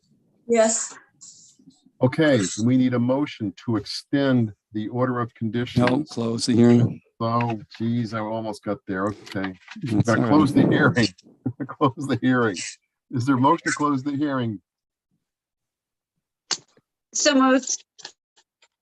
Who makes the motion? Who seconds it? Tom, Tom seconds it. Vote. Tom Beals, yes. Dan Clark, Yes. Diane Goldner, Yes. Kelly Marston. Yes. I vote yes. Hearing is closed. Motion to extend the order of conditions for 3 years, Vinnie, Yes, for 425 Whitney Street, map 15, parcel 8. Is there a motion? I make a motion that we extend the order of conditions for 425 Whitney Street for 3 years. with all Second. By Kelly, with all the conditions that were originally with included. the original conditions, yes. No changes to it. Tom Beals, Yes. Dan Clark, Yes. Diane Goldner, Yes. Kelly Marston. Yes. I vote yes. All right. Very good. You're good to go. Thank you very much. Have a good night. Thank you. Good night, everyone. Thank you. Thank you, Right. Rich. Okay. All right. Certificates of compliance, 94 Pleasant Street. And you saw no issues with that septic repair, Vinnie? Yeah, it's a septic repair. It was, you guys reviewed it. They had the as-built plan submitted last year from the Board of Health, and the grass just wasn't growing. And I went out there and checked, and the grass is growing now. Might be able to pull up a plan if you really need it. No, I don't think we seem to need it. And 25 Fay Lane. This was the one we visited this one on the sidewalks. Yes, well, we get out, let's finish up 94 first. You have to vote to issue a certificate of compliance. I was going to do them together. Oh, you want, oh, okay. Yep. One of Todd's favorite things. He has to lump them together and off we go. All right. Yeah, no, that's, you're ahead of me. That's good. That doesn't take much at 9:30. Right, no kidding. The Fay Lane was pretty interesting because he sold the house. The fellow had a 1973 Chevelle SS 396 in mint condition in the garage. Beautiful. So, Did it come with a house? no. You might have seen it around town. The license plate, something 73 on it. Hangs around. But. Okay, need a motion. I move it. Oh. Go ahead. Run with it, Diane. Go Run ahead, with it. Kelly. Go ahead. No, Diane's got this one. I move that we order, that we give certificates of compliance to 94 Pleasant Street, which now looks beautiful, and 25 Fay Lane, so these people can sell their house and maybe move someplace else. Yes. Seconded by Kelly. Yes. Tom Beals, Yes. Dan Clark, Yes. Justin Dufresne, Yes. Diane Goldner, Yes. Todd Helwig, Yes. Kelly Marston, Yes. and I vote yes. Okay. 20 West Street violation. So, DEP got a phone call from an anonymous person about a violation taking place in 1 West Street. And our local circuit rider spoke immediately with Vinny on it. We took a look at it, and there's a couple things going on. One, the person's dumping some wetland. They run a landscaping service, lawn cutting. They're apparently dumping some grass clippings or something in the wetlands. There's a picture.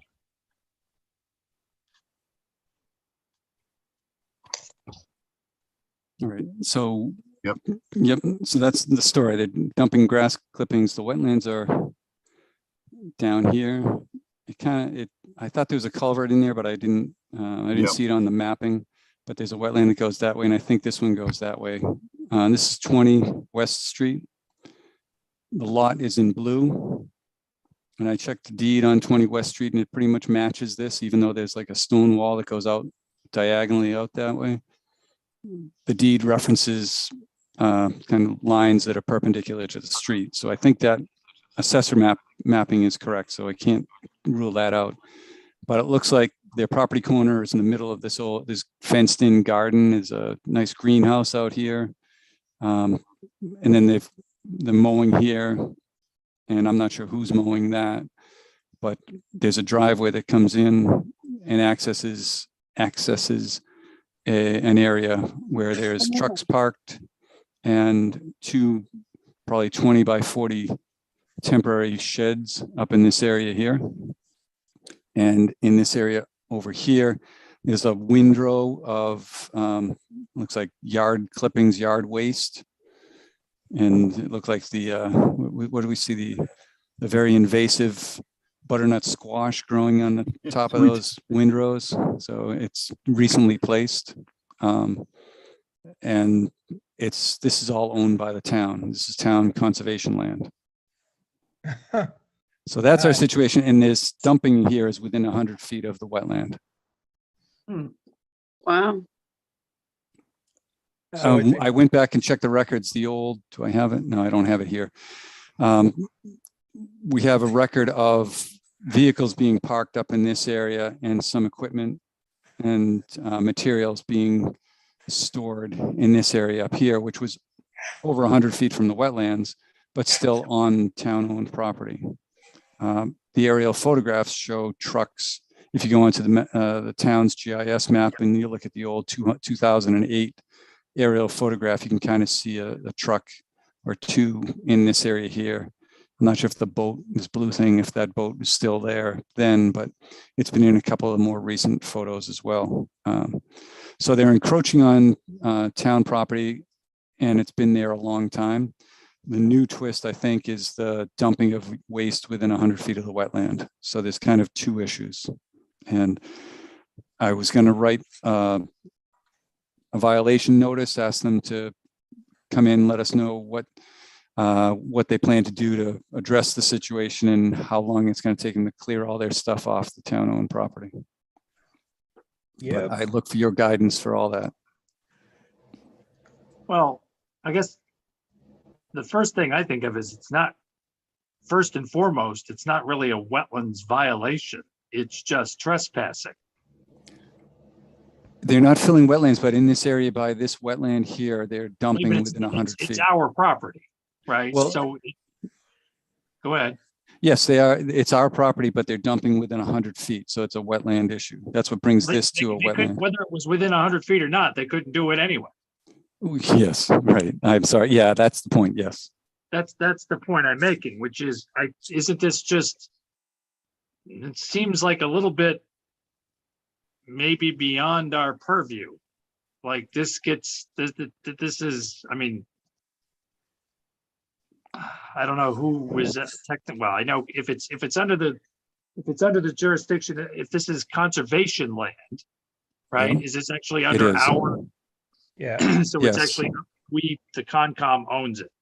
Yes, you do. So then I think step one, and I don't know, you might want to ask John about this, but it seems like somebody needs to send him you're trespassing, get all of your crap off the property and clean it up. I think we It's need not- to notify the police department on top of it. I can see the police. Yep.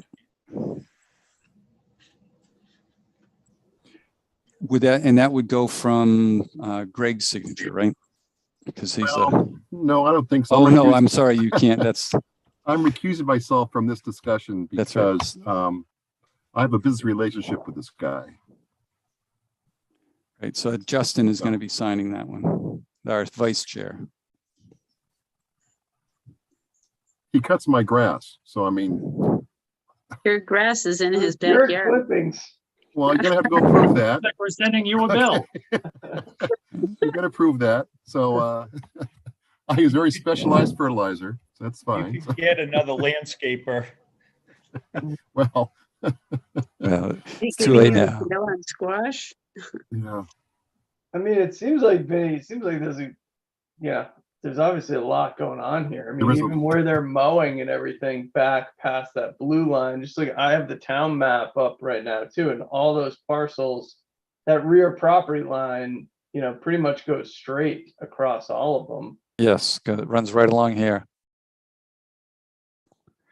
Yeah, so maybe I don't know who's mowing that area. That's the issue. I don't know who's mowing this portion, whether this person's mowing that portion. Do we send letters to all these owners? Yes. Yeah, And that way we it's need not- to make them aware that, behind their rear property line is all town-owned land. All right, yeah. Yeah. I mean, I do sort of divide it into the accidental encroachment versus the intentional. Oh, of course. Yeah. I'd say this, Right. whatever's happening to the left there with all the trucks and stuff is certainly the, first top priority. Right, but if we're sending a letter, we could send it at least consistency wise to all three of the, actually, I'm not sure about this one.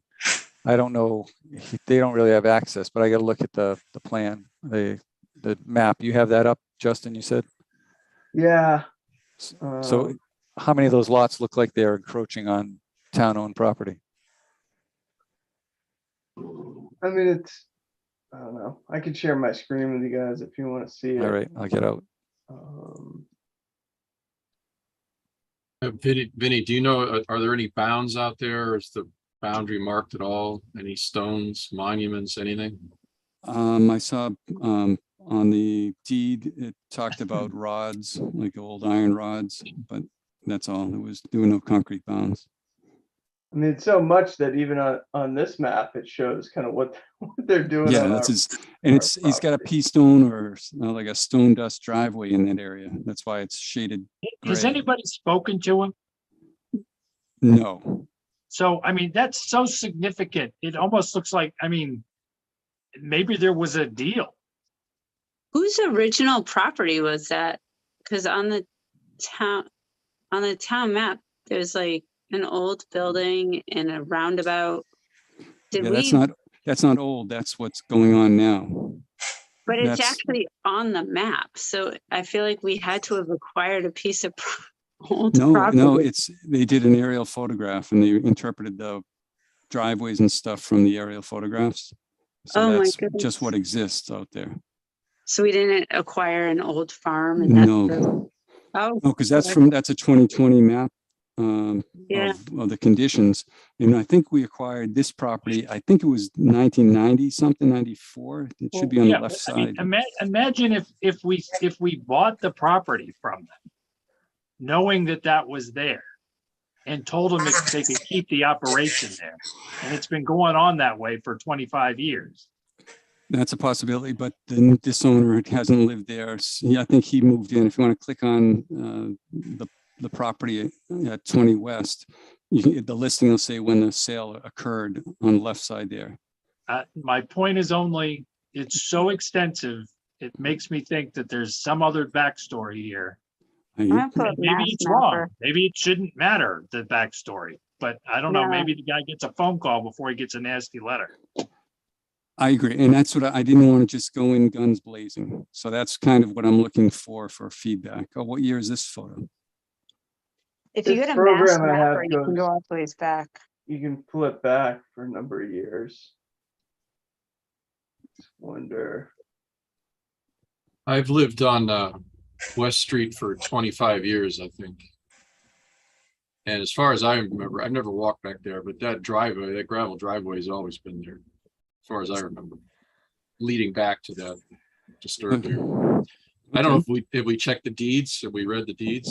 Yeah, I checked- 2019, it's there. Right, and 20 West Street, I think he purchased it. I thought it was in 2008, but I have looked up a bunch of deeds since then. So, but I know the town owned the property abutting it before he owned 20 West Street.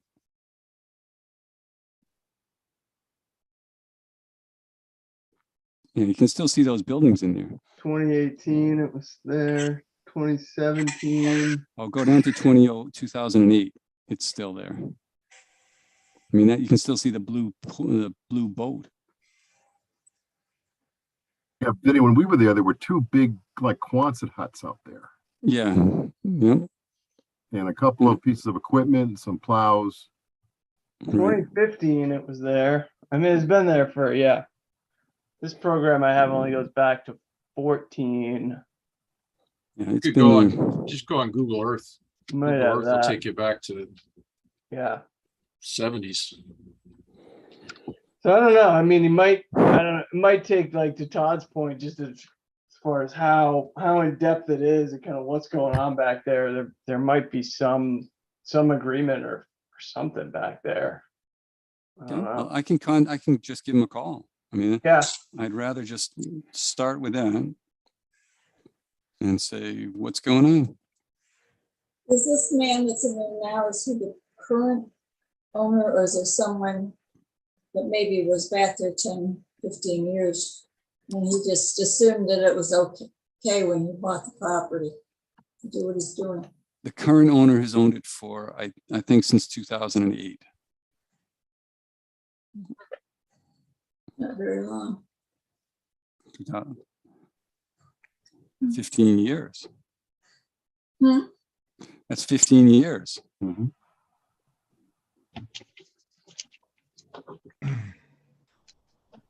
All right. So first step is to call. And then second step is to send what Tom said, send a notice of trespass, CC it to the police. But we send that to all the properties that are trespassing on that property that's owned by the town. That's the backside of those properties, right? Yes. The broad trespassing. Correct. Yeah. Vinny, do you want me to talk to him as a start, since I know him? I like that idea. Yes. Yeah, that way that's an unofficial contact, and then we'll see what happens, and then we can take the second step if we need to. All right. And I know it's technically a trespass, but I feel like that's kind of rough. Yeah, I mean, Google Earth and just It looks like a check it. nice open. Like Google Earth, the only image I can go back on that's really kind of clear in that area is 2005. And it still shows that driveway with some trucks back there in 05. Right. So Yep. Yeah, definitely that's what we nothing have. new. To So it Dan's look- point, if he's been out there for a while, It looks like the town acquired it through a tax taking deed in 1990. Right. And it was probably transferred to the Conservation Commission at some point with this stuff already on it. That Well, the doesn't guy, necessarily he make didn't it live right. there.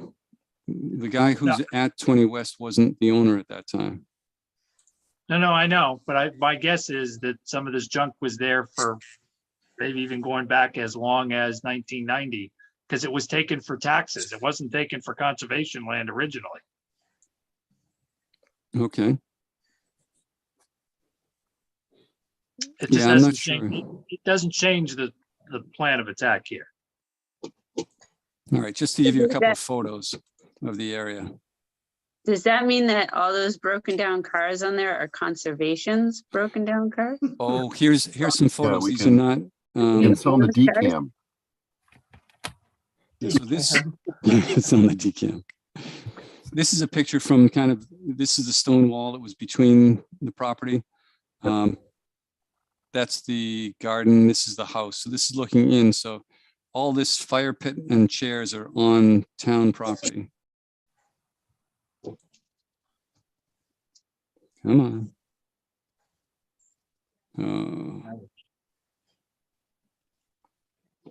Because I kind of did I looked around 360 degrees so we could see what was what, but these are big files, I'm sorry.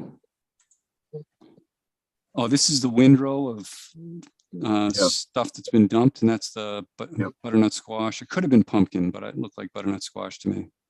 And the wetlands are right behind there. Wetlands are on the back side of that. And this is the access road coming in.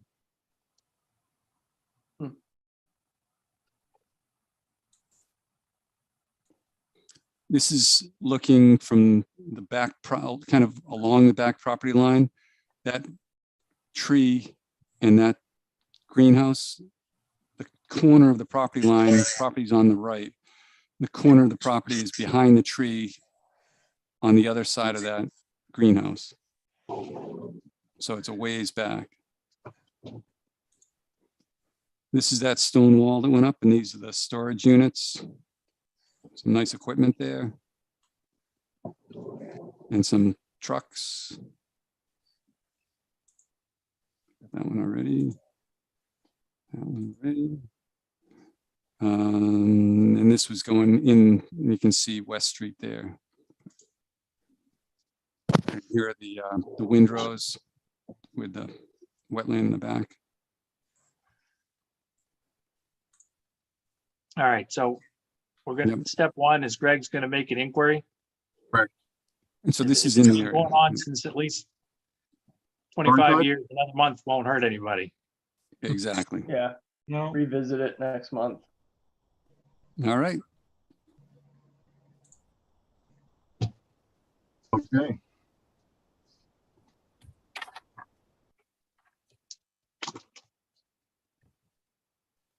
All right. Dinner time. Yeah. That was not the plan. That's okay. It's late. We really don't have too much more to talk about. I have a couple of minor things here if we want to bring them up. Lincoln Street, just so we know, we're talking about Lincoln Street about getting something done. They want to put up that walkway with books and so forth. Vinny's in touch with one of the teachers who's sponsoring that. There are some things coming up on that, but we'll let Vinny work that with him on that. Yep. Have we heard anything with the forestry plan? Any status on that?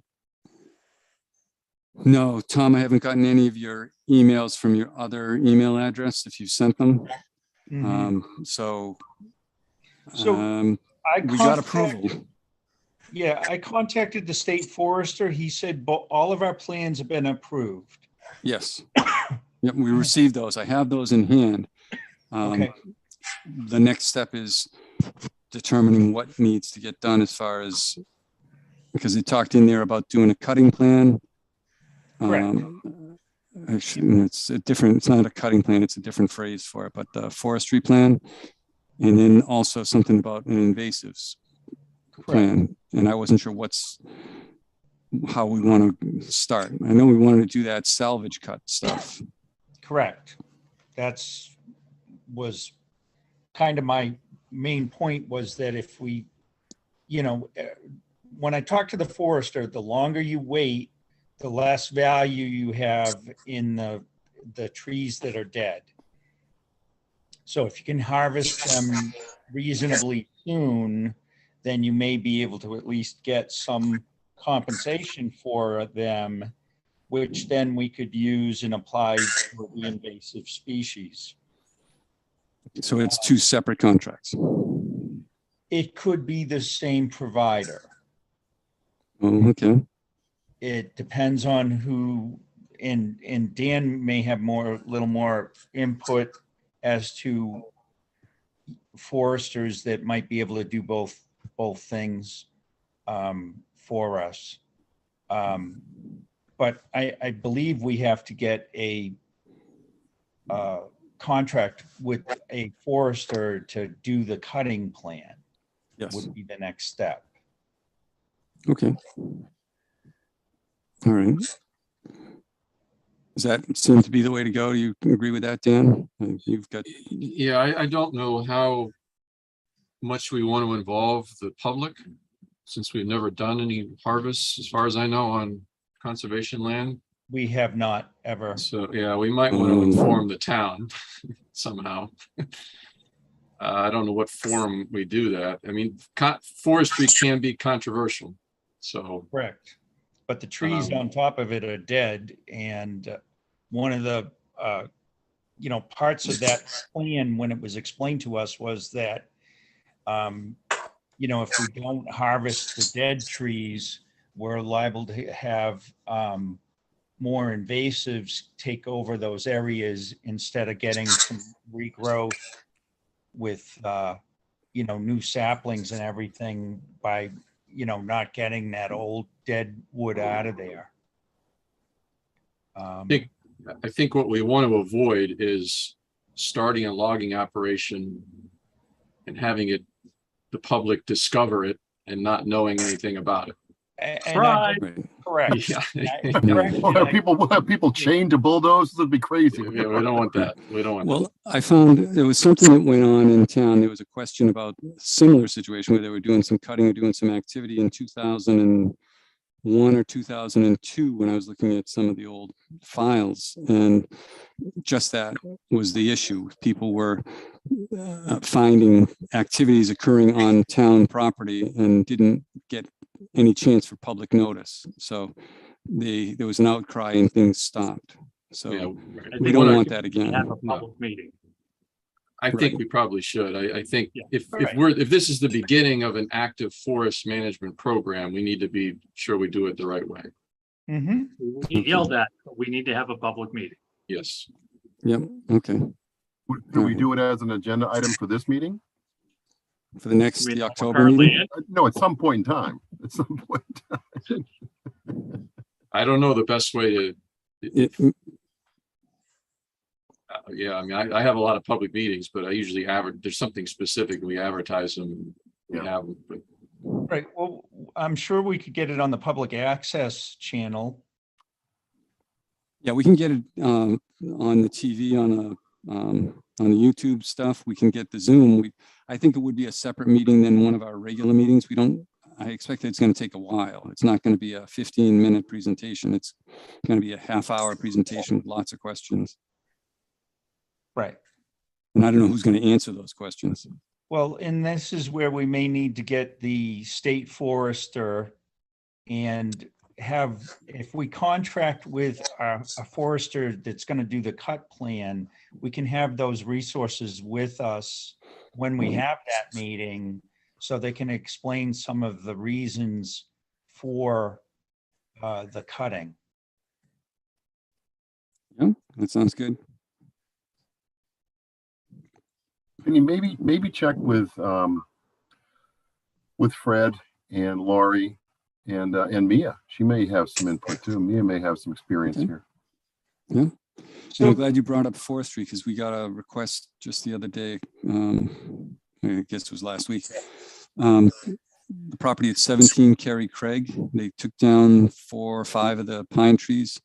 The one pine tree, or one of the pine trees that's right behind it, 80 to 100 foot tall tree, is standing there. We visited it, Greg, and the result was that it should either be taken down totally or left as it is. And the property owners were traumatized because they had a tree come down on their house a year ago or a couple of years ago. And so they want to get this thing taken down. They're willing to pay for it, but they need to get commission approval for that. So it's not so much a cost issue or a liability issue. I've got forms and paperwork for them to do it, but does the commission want to or support the idea of taking down a tree that's not it's not leaning dead, going to be a threat, but it has a potential to be a threat because the wind side of the trees that were on that have been removed, and it's a big old pine, and is concerned by the abutter who would the tree would go their way, or they're worried that the tree would go their way. I think that's a reasonable reason to have the tree removed. And if Okay. they're willing to pay for it, then I don't see much risk on our part. No, I agree. Yep. We just leave the stump. No Yes, stump yep. removal. and leave The ones everything on the ones they already cut, the stumps are, there's probably 3 feet of stump left on all the ones that are already cut, so. All right. Okay. All right, so I can give that direction. Yeah, and when I talked to Mike Downey is the state forester. Oh, yeah. There's a local forester that covers Northborough, and it was in that email. I'll have to go back to it. And get the name of the forester. Okay, I appreciate, I still haven't gotten it. I'm like, I'm waiting for it. It came back undeliverable for some reason. I don't know. I haven't had a chance to go back and find out why. Okay, that's fine. As long as you're on top of it, that's good. You've asked a lot of the right questions. Right, you good, Vinny? We good with that? That's all I I'm have, good. those 2 items. Yep. So, anybody else have anything? Come on, if we do 10 more minutes, we can hit the 4-hour mark. Oh, God, no. The most I heard from Dan, that's good. Okay, Kelly, it's time to make a motion. I motion we end this meeting. Is there a second? Oh, Tom Beals, Yes. Dan Clark, Yes. Justin Dufresne, Yes. Diane Goldner, Definitely. Todd Helwig, Yes, sir. Kelly Marston, Yes, please. and I vote yes. 10:17 at this point in time. We'll see what happens, but that's